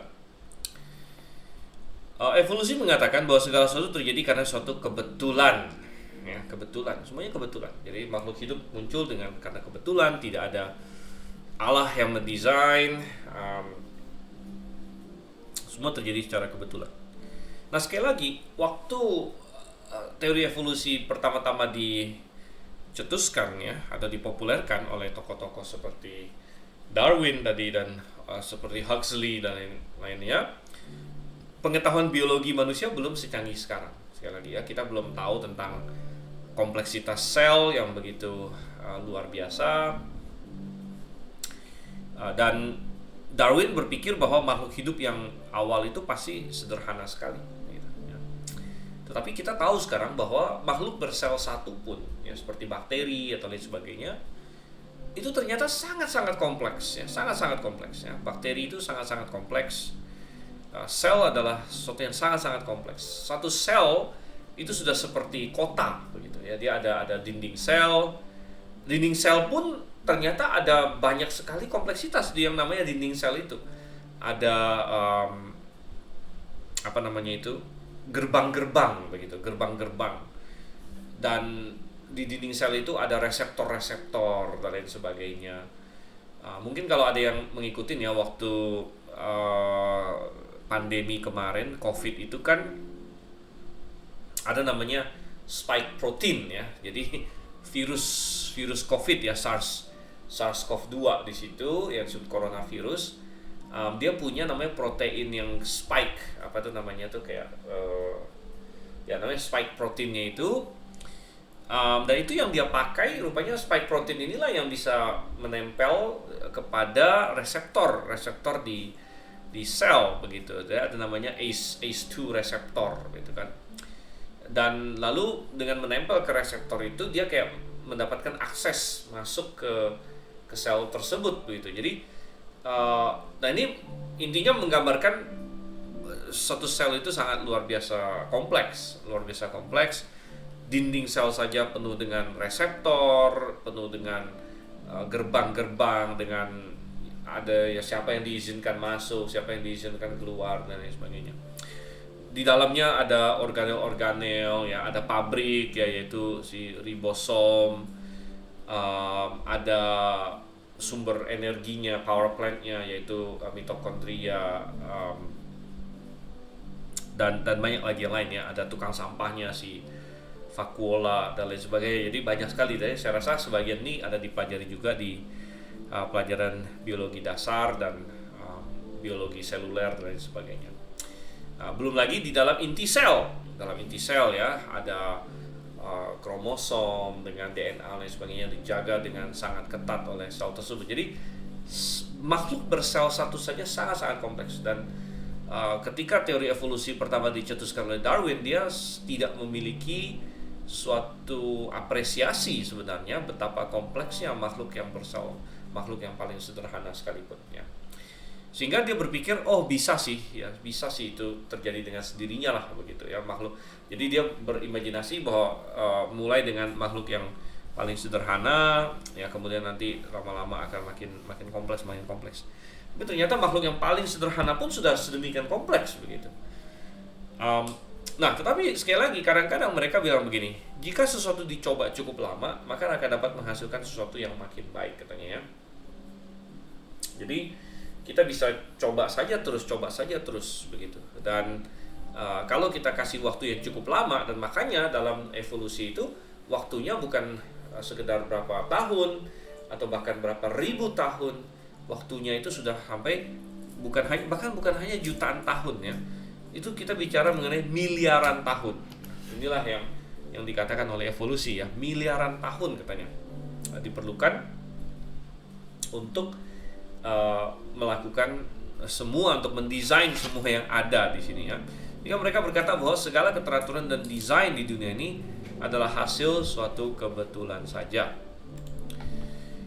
Jadi ya ini suatu teori bahwa kalau kita punya sejumlah simpanse misalnya, sejumlah monyet lah ya, simpanse yang mengetik sembarangan di mesin tik untuk cukup lama, maka dapat secara kebetulan muncul suatu karya tulis yang hebat ya. Benarkah bisa demikian gitu kan? Nah, ini adalah namanya infinite monkey theorem, teori bahwa kalau kita punya monyet yang tidak terbatas, kemudian dikasih waktu yang tidak terbatas, maka bisa menghasilkan karya apapun ya. Karya apapun bisa muncul begitu. Tapi apakah benar demikian sebenarnya gitu ya? Perlu diketahui hukum kemungkinan ya. Kemungkinan bisa dibuat dalam angka ya, ini namanya matematika probabilitas. Anda melemparkan koin, berapa kemungkinan muncul sisi A? Karena hanya ada 2 kemungkinan, maka 1/2 ya. Sebenarnya sih sedikit di bawah 1/2, karena ada yang sangat kecil sekali, yaitu dia jatuhnya pas di sisinya gitu ya. Jadi enggak sisi A sisi B, tapi persis di ininya, di punuknya gitu. Tapi itu sangat jarang kan, sangat jarang seperti itu ya. Tapi oke, kita anggap 1/2 lah gitu kan. Nah, jadi contoh lagi, berapa kemungkinan 3 benda yang dikocok dan dilempar akan keluar sesuai dengan urutan tertentu, katanya sini ya. Harus diketahui dulu ada berapa kemungkinan kejadian ya. Kalau Anda mengocok 3 benda dilempar keluar ya, urutannya bagaimana ya kan? Nah, untuk menghitungnya digunakan konsep faktorial misalnya. Kemungkinan kejadian pada kasus ini adalah 3 faktorial ya. Faktorial dalam matematika kan tanda seru nih ya. Jadi 3 faktorial adalah 1 kali 2 kali 3 gitu. Karena begini, waktu kita mengeluarkan misalnya kita punya 3 benda, 3 bola gitu kan. Lalu urutannya ada berapa, kalau kita bikin ada bisa berapa urutan ya. Kita tarik dulu yang pertama keluar, maka masih ada 3 kemungkinan. Maka 3 kan, 3 kemungkinan. Nah, lalu kalau kita tarik yang kedua, udah sisa 2 dong, ada 2 kemungkinan. Jadi itu 3 kali 2. Kemudian tarik yang terakhir tinggal 1 kemungkinan ya kali 1. Jadi 3 kali 2 kali 1, atau kata lain 1 kali 2 kali 3. Ada 6 kemungkinan. Jadi mau kemungkinan yang manapun kita tinggal masukkan di situ ya.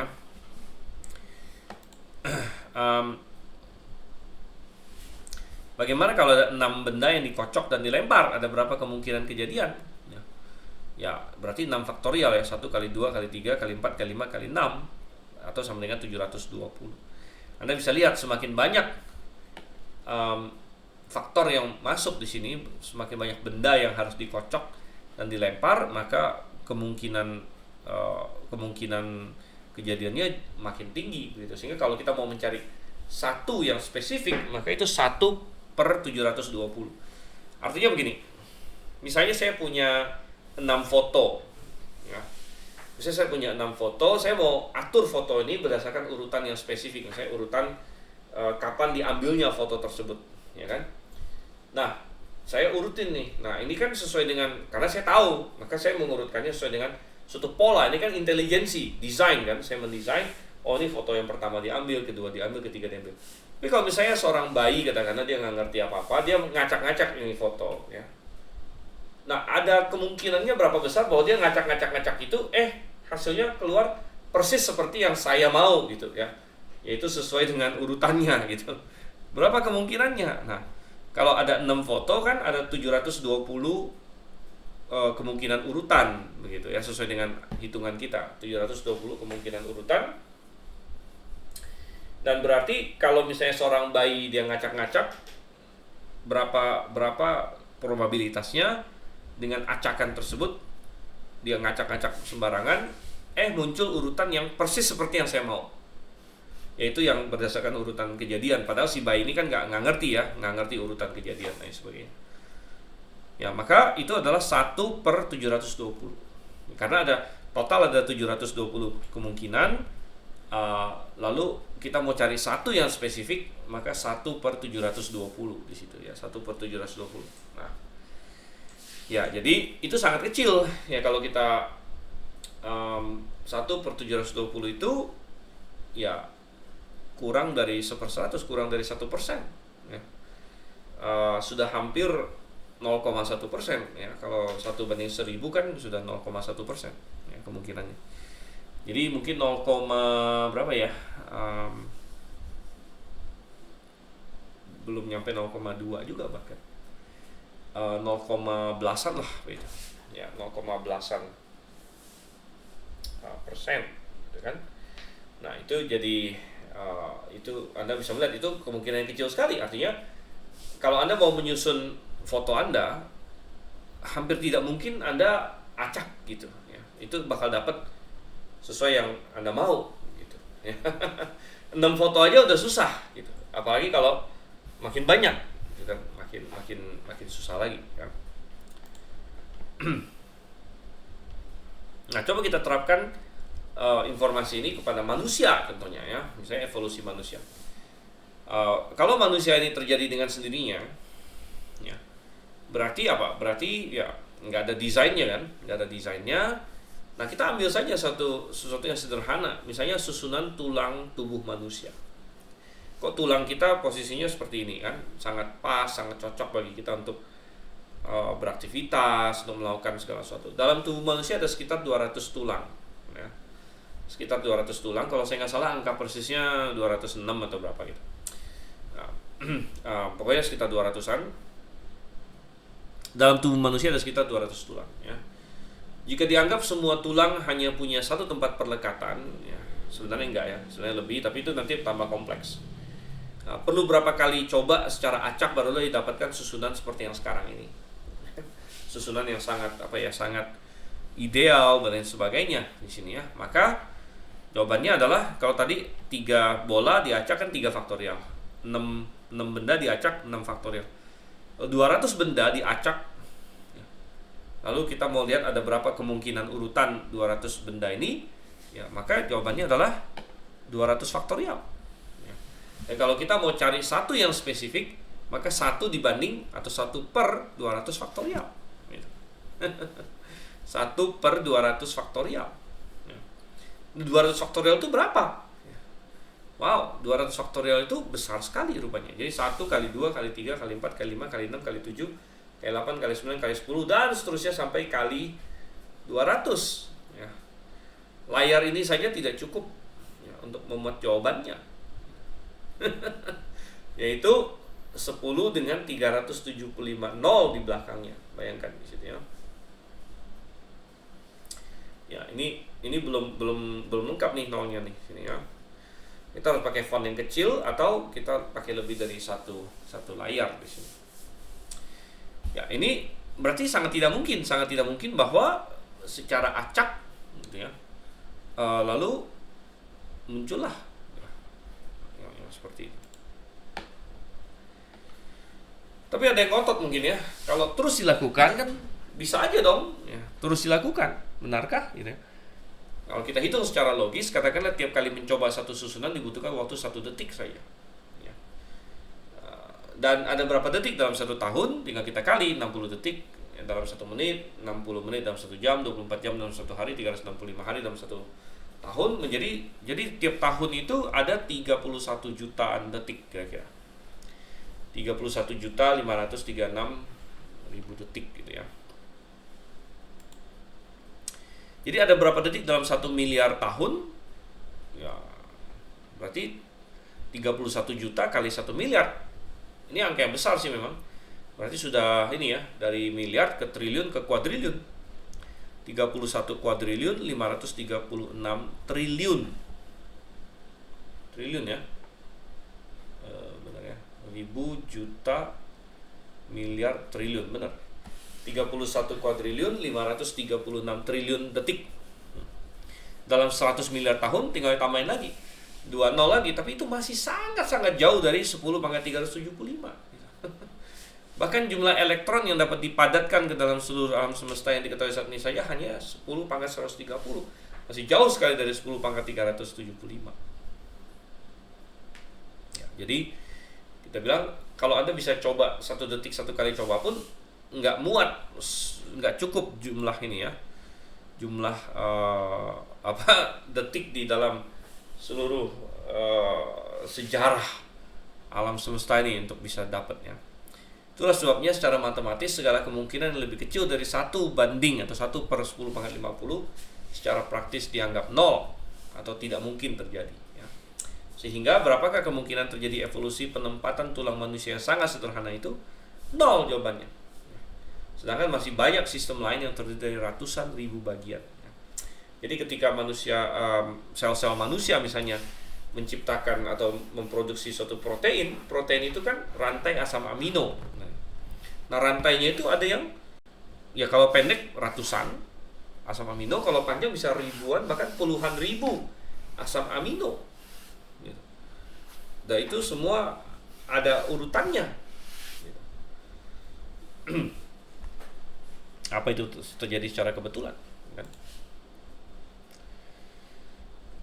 Satu hal yang lagi yang sangat penting untuk terbentuknya suatu sistem bukan hanya diperlukan suatu kemungkinan, tapi sistem yang memungkinkan kemungkinan tersebut ya. Jadi harus ada sistemnya juga dong kan? Harus ada sistemnya. Maksudnya saya adalah kalau Anda mau menyusun 3 bola ya kan harus ada bolanya, harus ada tempat di mana mereka disusun dan lain sebagainya. Demikian juga kalau Anda mau menyusun tubuh manusia harus ada tubuhnya untuk dipakai untuk disusun gitu. Oke, dan saya sedikit ini saya mau tunjukkan sesuatu karena beberapa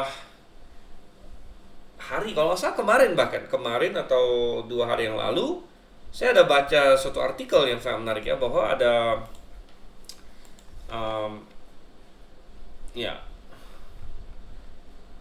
ini ya saya ini bahkan ditayangkan di media massa yang ini yang biasanya anti Tuhan gitu ya. Tapi pertanyaannya adalah, could a monkey, bisakah seekor monyet menulis ya salah satu karya Shakespeare misalnya yang terkenal sebelum dunia ini hancur gitu ya. Dan penelitian baru di sini ya, penelitian baru mempertanyakan teori lama, karena teori lama disebut infinite monkey theorem ini yang tadi saya singgung ya, bahwa kalau ada monkey ya, monyet yang tak terhingga dikasih waktu tidak terhingga bisa muncul, bisa menghasilkan apa saja. Tapi itu tidak bisa terjadi di dunia nyata katanya gitu ya. Oke, ini saya gedein dikit dah. Oke, jadi ada 2 orang ahli matematika di Australia ya, bahwa tidak bisa begitu, tidak bisa. Karena apa? Kita tidak punya waktu yang infinite dan kita tidak punya monyet yang infinite. Gitu ya. Dia bilang gini ya, mereka memperkirakan bahwa ada hit death ya, apa istilahnya, kematian yang tadi saya bilang, akhir dari alam semesta kita, akhir dari segala sesuatu ketika alam semesta kehabisan energi. Maksudnya kehabisan energi yang bisa dipakai ya, energinya sendiri masih ada tapi dalam bentuk yang nggak bisa dipakai.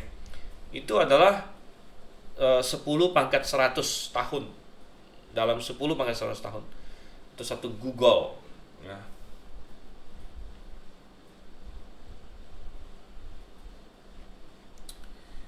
Oke,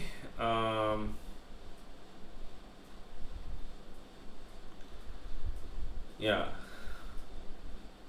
Nah, kalau Anda kasih seekor monyet ya keyboard, seumur hidup dia kerjanya nggak ada yang lain, cuman neken-neken keyboard itu aja. Cuman ada 5% kemungkinan seumur hidup dia bisa secara nggak sengaja mengetik kata bananas atau pisang. Seumur hidup loh, dia cuma taktu sembarangan gitu ya. 5% kemungkinannya. Dan apalagi kalau misalnya mau semua karyanya Shakespeare yang terdiri dari 800-an ribu kata di sini. Oke ya. Dan nggak usah semua karyanya si Shakespeare lah. Seekor monyet atau simpansi bisa secara nggak sengaja menulis satu frase pendek saja di sini ya. I chimp, therefore I am. I chimp, therefore I am. Itu saja sudah 1 dalam 10 billion. Ya. Oke, ini akhirnya diakui juga ya oleh mereka. Jadi bilang, by the time you hit even a short book, ya, Anda mau seekor monyet bisa sembarangan ketik menghasilkan satu buku yang kecil saja. Bilang apa? The chance of this happening before the entire universe ends is basically as good as zero. Nggak mungkin. Nggak mungkin terjadi sebelum alam semesta kita berakhir bahkan, karena kita tidak punya waktu yang infinite, ya kan? Nah, kalau bilang, biarin aja biar kerja terus sampai infinite. Ya, infinite itu suatu, kita sudah pernah belajar ya di matematika, infinite itu nggak bisa dimain-mainin seperti itu gitu. Nggak ada infinite, kan?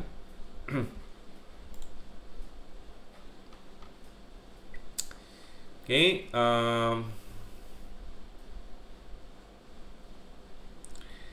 baik, jadi ini ya, ini menurut saya menarik aja karena baru berapa hari yang lalu ini muncul headline seperti ini. Kebetulan kita sedang bicarakannya.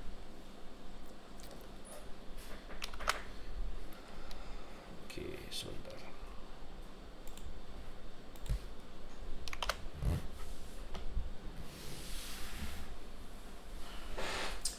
Nah, karena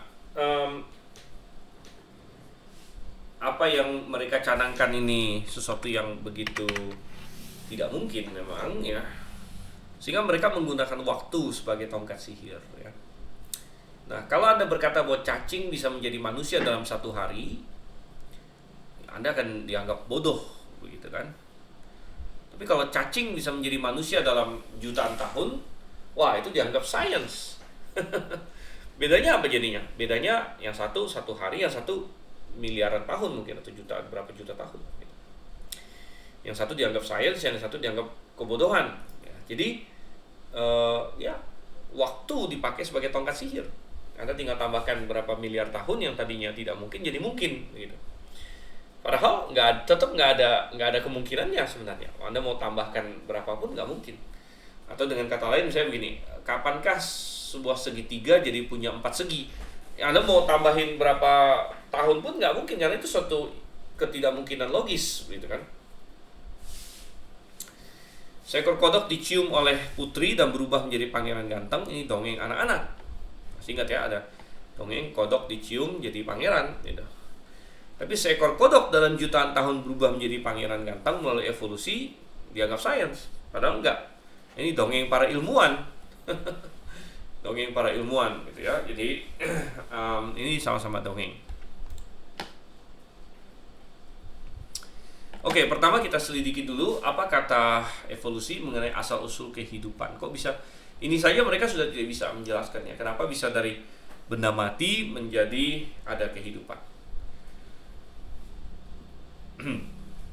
Salah satu buku yang pro-evolusi menggambarkan mulainya kehidupan begini. Bumi lahir sekitar 5 miliar tahun yang lalu. Oke, ini sudah kita pernah singgung ya. Dalam astronomi mereka anggap alam semesta kita itu sudah sekitar 13, sekian miliar tahun yang lalu, sedangkan buminya sendiri sekitar 5 miliar atau 4, sekian miliar tahun yang lalu. Lalu kehidupan di bumi gimana? Para ilmuwan tidak yakin bagaimana terjadinya, tapi mereka percaya bahwa kehidupan dimulai sekitar 2 miliar tahun yang lalu di perairan dangkal dekat pantai yang tak dikenal.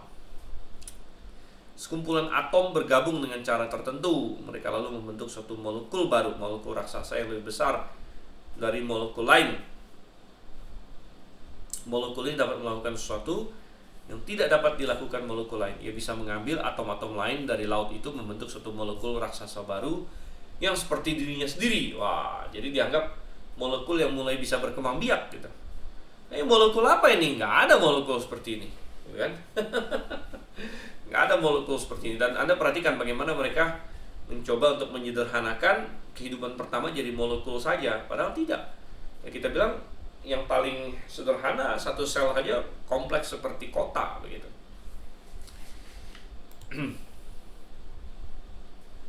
Dan dengan menelurkan teori seperti itu, manusia sebenarnya kembali lagi ke abad-abad ke-8.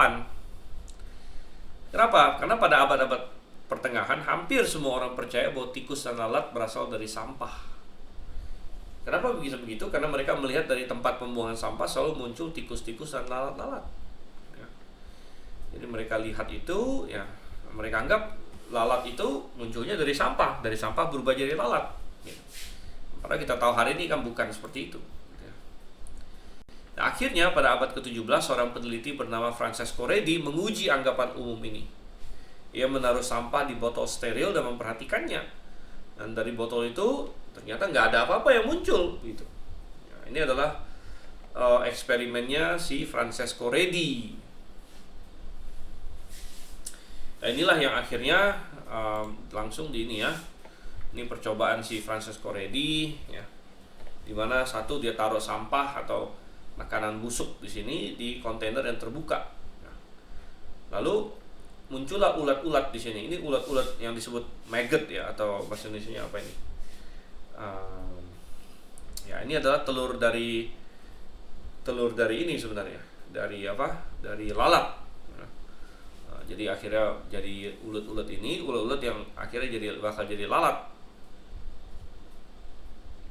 Tapi ketika si kontainernya ini tertutup seperti ini, maka tidak ada apa-apa yang muncul gitu. Ya demikian juga kalau ditutup seperti ini, tidak ada ulat-ulatnya itu, maggots itu, ya tidak ada. Nah, jadi ya ini membuktikan bahwa sebenarnya bukan sampah ini yang berubah jadi lalat, tapi lalatnya datang dari luar gitu. Sehingga kalau aksesnya ditutup, ya lalat nggak akan muncul.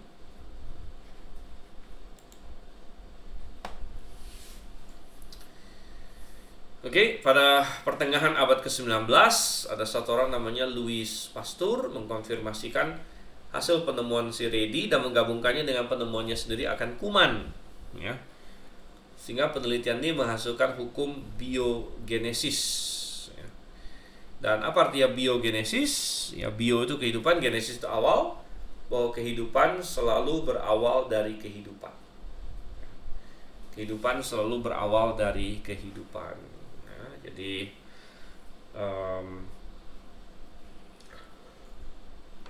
ya ini disebut sebagai hukum biogenesis. Lawannya adalah hukum abiogenesis, atau teori abiogenesis, yaitu bahwa dari benda mati bisa muncul kehidupan. Nah, tapi kita tidak pernah lihat itu. Kita tidak pernah mengobservasi dari benda mati berubah jadi makhluk hidup ya.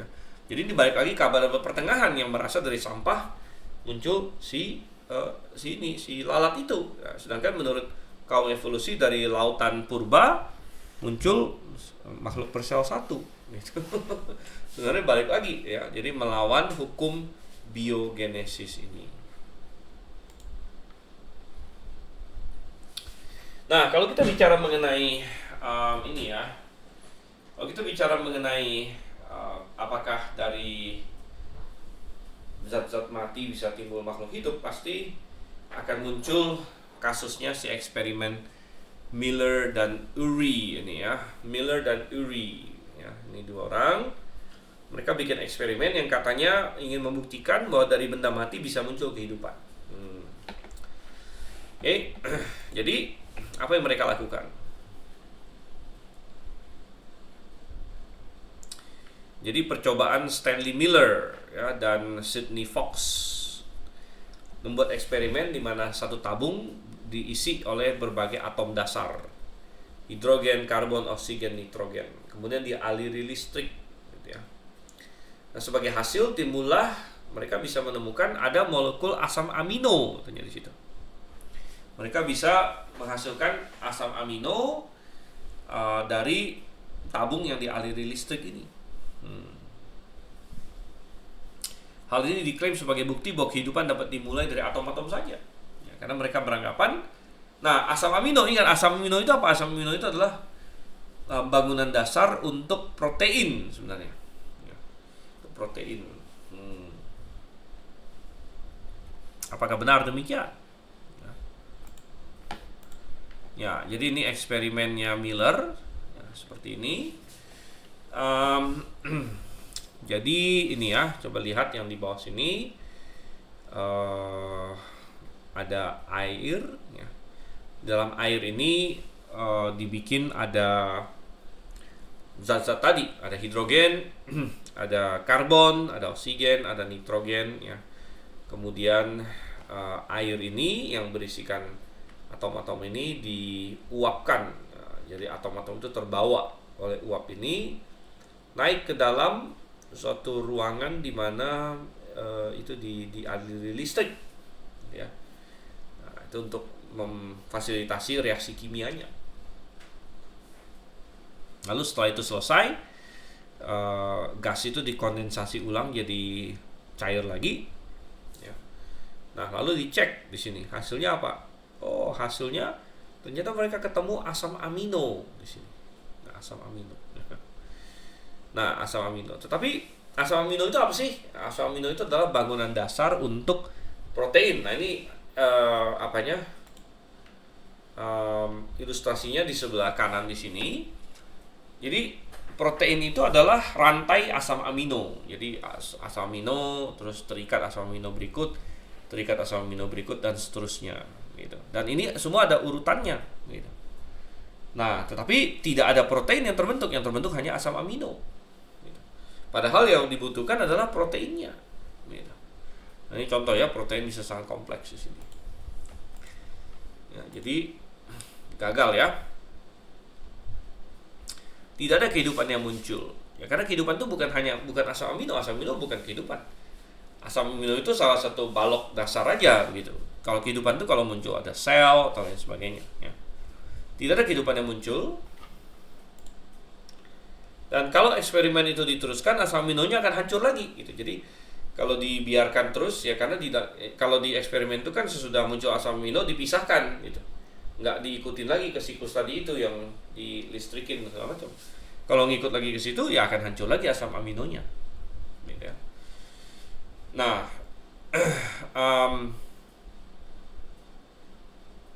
tapi tidak gitu ya. Jadi kalau eksperimen diteruskan, asam amino akan hancur lagi ya. Dan muncul asam amino yang sangat tidak kompatibel dengan kehidupan, yaitu tipe L dan R, sedangkan tipe R membunuh kehidupan. Jadi saya sering mengibaratkan asam amino itu seperti huruf ya.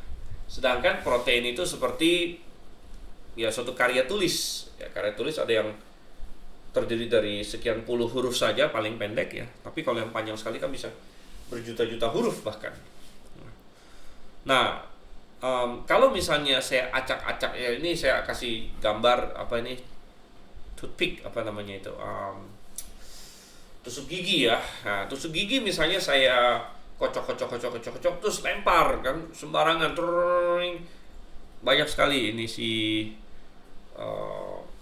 tusuk gigi ini disebar, maka saya tidak akan heran kalau secara random bisa ada tusuk gigi yang dengan tusuk gigi lainnya membentuk sesuatu yang mirip alfabet gitu.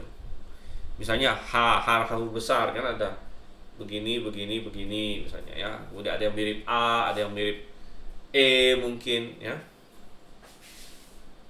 Itu bisa gitu. Tapi yang tidak mungkin, nah itu seperti asam amino. Tapi yang tidak mungkin adalah kalau misalnya huruf-huruf yang mungkin kelihatan seperti terbentuk oleh tusuk gigi yang di random ini, tapi nggak mungkin dia berturut-turut, nggak mungkin muncul kayak suatu kata-kata di situ, ya, suatu kalimat apalagi. Itu saya langsung tahu, ini pasti ada yang udah atur begitu. Jadi nggak bisa, ya, nggak bisa. Munculnya asam amino itu tidak signifikan karena itu masih jauh. Protein saja masih belum kehidupan, tapi dari asam amino masih mesti protein masih perlu ke yang lain-lain lagi, ya baru sampai ke sel begitu. Itu pun ternyata asam aminonya, jadi gini, dalam tubuh manusia asam amino yang bisa dipakai itu untuk kehidupan itu asam amino L, ya. L itu left dan right orientasinya, ada kiri dan kanan gitu. Sedangkan yang orientasi kanan itu justru akan mati gitu ya, akan membuat kehidupan mati gitu. Nah, sedangkan dalam eksperimennya si Miller ini dua-duanya ada gitu. Jadi saya ibaratkan seperti ada yang hurufnya terbalik gitu ya. Oke, nah ini Anda semua masih ngikutin nggak ya? Moga-moga bisa ngikutin ya. Kalau ada pertanyaan langsung tanya. Anda mau tanya? Ya, karena ternyata satu sel itu sangat kompleks sekali. Ini salah satu gambarnya. Ya, ini yang kiri sel binatang, yang kanan sel tumbuhan. Ya, sel tumbuhan lebih kaku ya. Ada dinding sel atau membran, ada sitoplasmanya, ada ini retikulum endoplastik ya, dan banyak lagi yang lain.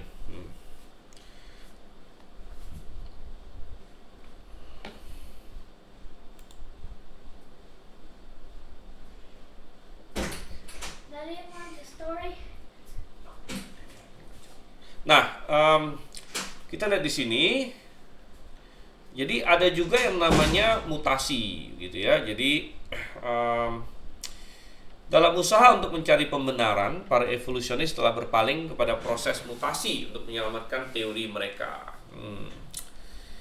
Oke, jadi nanti kita akan bicara mengenai mutasi ya.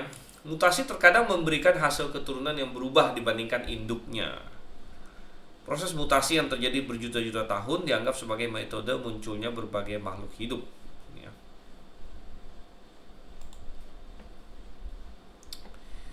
Ya, mutasi adalah perubahan pada kode genetik suatu makhluk hidup yang terjadi secara tidak sengaja. Nah, jadi kalau ada yang memanggilmu, oh kamu ini mutan ini hasil mutasi, Anda tidak akan senang.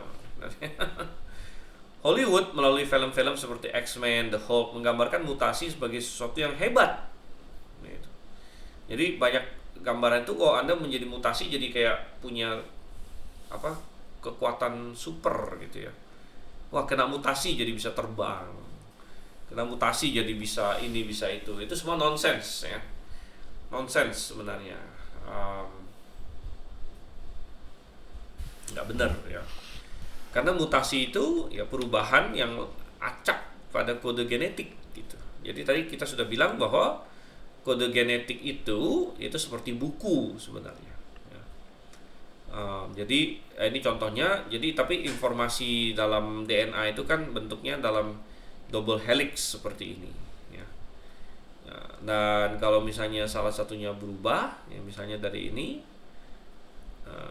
ya menjadi ini gitu kan, namanya point mutation ya. Mutasi di satu titik itu bagaikan di satu buku, Anda ambil satu huruf di satu buku, Anda ubah secara acak gitu. Nah, karena akan menimbulkan kekacauan. Tapi kalau misalnya terjadinya cuma sedikit-sedikit, kita masih bisa paham buku itu. Karena otak kita punya suatu mekanisme, kita tahu itu kesalahan, kita langsung skip begitu. Ya, dan kita bisa tebak yang benarnya apa. Nah, demikian juga ya sebenarnya tubuh kita, kalau kesalahannya masih sedikit-sedikit itu masih bisa diperbaiki oleh tubuh. Ya. Tapi kalau ini terjadi terus, nah, terjadi terus ya. Misalnya nih, jadi awalnya seperti ini, T A A C T G C A G G T, lalu diubah jadi T A A C C G. Jadi ini berubah satu nih. Atau juga ada yang nyelip satu, nambah satu, kegeser semua. Ada juga yang hilang begitu. Nah, ini ada pertanyaan dari Pak Erwin. Ini nyambung nih ya dengan poin yang barusan kita ngomong. Kenapa kalau zaman Adam dan Hawa masih tidak masalah kawin sesama saudara, sedangkan sekarang jadi masalah? Ya benar ya. Nah, masalah yang dimaksud ini apakah masalah kesehatan atau masalah moral? Kalau masalah moral itu masalah apakah itu sudah dilarang Tuhan atau belum gitu. Selama itu belum dilarang Tuhan, maka itu tidak ada masalah moral gitu, karena belum dilarang Tuhan. Dan tentu tidak akan Tuhan larang, karena di zaman Adam dan Hawa memang itulah satu-satunya manusia. Jadi memang Tuhan desain supaya anak Adam dan Hawa menikah dengan saudaranya, karena memang cuma ada mereka gitu kan. Tapi belakangan Tuhan larang itu di zaman Musa. Musa itu sudah sekitar 2500-an tahun lebih setelah Adam gitu ya. Nah, jadi secara moral kenapa waktu itu nggak bermasalah? Karena ya memang tidak Tuhan larang gitu pada waktu Adam dan Hawa. Tetapi pertanyaannya, kenapa tidak ada masalah katakanlah secara kesehatan atau sains gitu ya? Dan ini sebenarnya ada hubungan dengan masalah moral tadi juga. Kenapa Tuhan larang di setelah zaman Musa? Karena Tuhan sudah tahu ya, bahwa pernikahan yang terlalu dekat akan menimbulkan masalah ya, menimbulkan masalah kesehatan dan lain sebagainya. Dan kalau itu benar di zaman Musa, itu makin benar lagi di zaman kita. Nah, kenapa? Kenapa ya? Karena gen manusia semakin lama semakin lemah ya. Gen manusia semakin lama semakin ada kesalahan. Jadi tadi saya ibaratkan manusia itu punya informasi genetika. Informasi itu seperti buku ya, informasi ada buku instruksi gitu kan. Nah, ketika saya punya anak ya, instruksinya itu setengah dari saya, setengah dari istri ya. Setengah dari saya, setengah dari istri gitu. Nah, lalu digabungkan jadilah anak saya gitu kan. Dia punya informasi setengah dari saya, setengah dari istri, tapi berupa satu buku juga ya. Tetapi karena kita hidup di dunia yang sudah jatuh dalam dosa, maka tidak sempurna. Artinya ketika diturunkan ke anak saya, pasti ada salah penyalinan sedikit ya, salah salin sedikit gitu ya. Itulah mutasi itu ya, terjadi mutasi, salah salin gitu kan, terjadi perubahan. Jadi dan ini nggak harus banyak banget ya. Misalnya dari buku yang tebal 10 tempat diubah hurufnya secara random, ngacak gitu.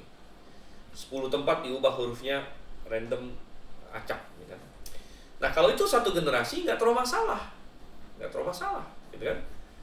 2 generasi nggak terlalu masalah, bukunya kan tebal gitu. Dalam satu buku itu bisa ada ratusan ribu kata.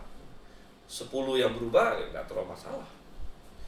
Lalu turun lagi, 10 lagi. Nah, makanya waktu zaman Adam nggak terlalu masalah gitu. Mau menikah dekat saudara pun nggak terlalu masalah, karena gen mereka itu masih minim kesalahan waktu itu, minim kesalahan ya.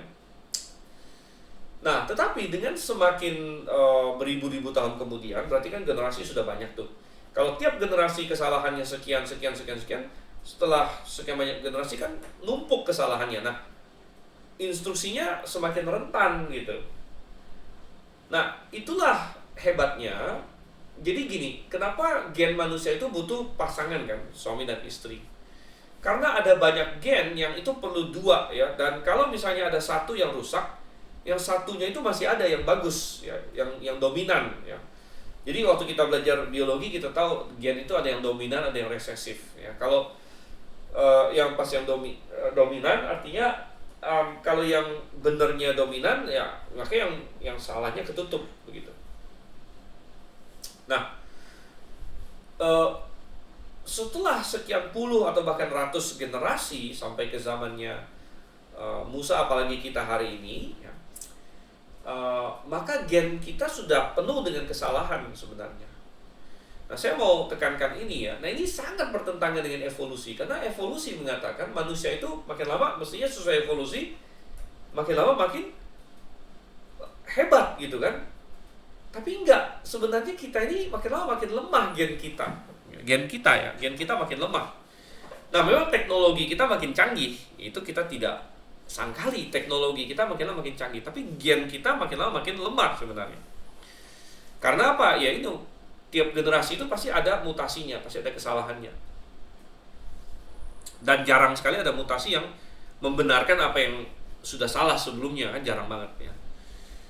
Dan makanya sampai ke zaman Musa, Tuhan sudah tahu bahwa kalau pernikahan terlalu dekat, ya misalnya saudara kandung kan berarti saya dapat warisan DNA-nya dari papa dan mama yang sama gitu. Nah kalau papa dan mamanya yang sama, berarti kesalahan-kesalahannya juga pada posisi yang sama, gitu ya. Sehingga ketika seorang laki-laki dan perempuan itu kakak adik, gen mereka itu sangat mirip. Kesalahan yang ada di gen laki-lakinya dengan yang di gen perempuannya sangat mirip letak kesalahannya. Sehingga kalau menikah, maka gennya itu yang lemah ketemu yang lemah gitu. Sehingga kalau misalnya gennya resesif pun, lemah ketemu lemah, sama-sama resesif tapi sama-sama defisien, ya muncul penyakit di situ. Muncul penyakit, muncul kecacatan dan lain sebagainya. Gitu. Nah, tetapi kalau misalnya dia menikah dengan yang lain, yang jauh gitu ya, maka ya kelemahan saya ketutup oleh gen dia, kelemahan dia ketutup oleh saya, gitu, oleh gen saya. Ya. Nah, oleh karena itu, ya secara saintifik penjelasannya seperti itu. Ya, penjelasannya seperti itu. Jadi ada hubungannya dengan mutasi, ya, gen dan lain sebagainya. Tetapi benar apa yang dikatakan bahwa sebenarnya gen manusia itu makin lama makin buruk sebenarnya. Ya. Kualitasnya makin buruk ya. Dan karena setiap generasi ada kesalahan penyalinan pasti. Gitu. Dan itu menunjukkan bahwa tidak mungkin kita sudah jutaan tahun, tidak mungkin manusia sudah jutaan tahun. Kalau manusia sudah jutaan tahun, itu gen kita sudah rusak semua sebenarnya. Dan juga tidak benar bahwa kita makin lama makin canggih sebenarnya, gitu ya. Tidak, ya, gen kita makin lama makin buruk walaupun memang teknologi kita makin canggih. Tapi ada suatu buah simalakama, karena teknologi yang makin canggih justru mempercepat gen kita makin buruk. Karena begini, dengan teknologi yang makin canggih, kita bisa membuat orang dengan penyakit itu masih bisa bertahan hidup. Karena kita punya teknologinya, gitu. Misalnya, ada orang-orang yang dia punya diabetes tipe 1. Diabetes tipe 1 itu diabetes yang benar-benar murni karena genetika. Dari kecil aja udah diabetes, kencing manis ya. Nah, ini beda dengan diabetes tipe 2. Diabetes tipe 2 ini kan diabetes yang didapatkan setelah dewasa, ya mungkin karena pola makan dan lain sebagainya. Nah, orang-orang yang punya diabetes tipe 1 itu kalau zaman dulu itu segera mati dia, karena dia tidak akan punya dia nggak akan bisa bertahan hidup begitu. Jadi kalau orang zaman dulu anak diabetes tipe 1 ya mati udah ya. Usia muda sudah mati. Tapi sekarang dia bisa hidup lumayan normal karena dia bisa suntik insulin ya, tiap dia bisa suntik insulin, dia bisa menjalani hidup yang relatif normal. Tapi efeknya apa? Efeknya adalah dia bisa menikah, begitu kan?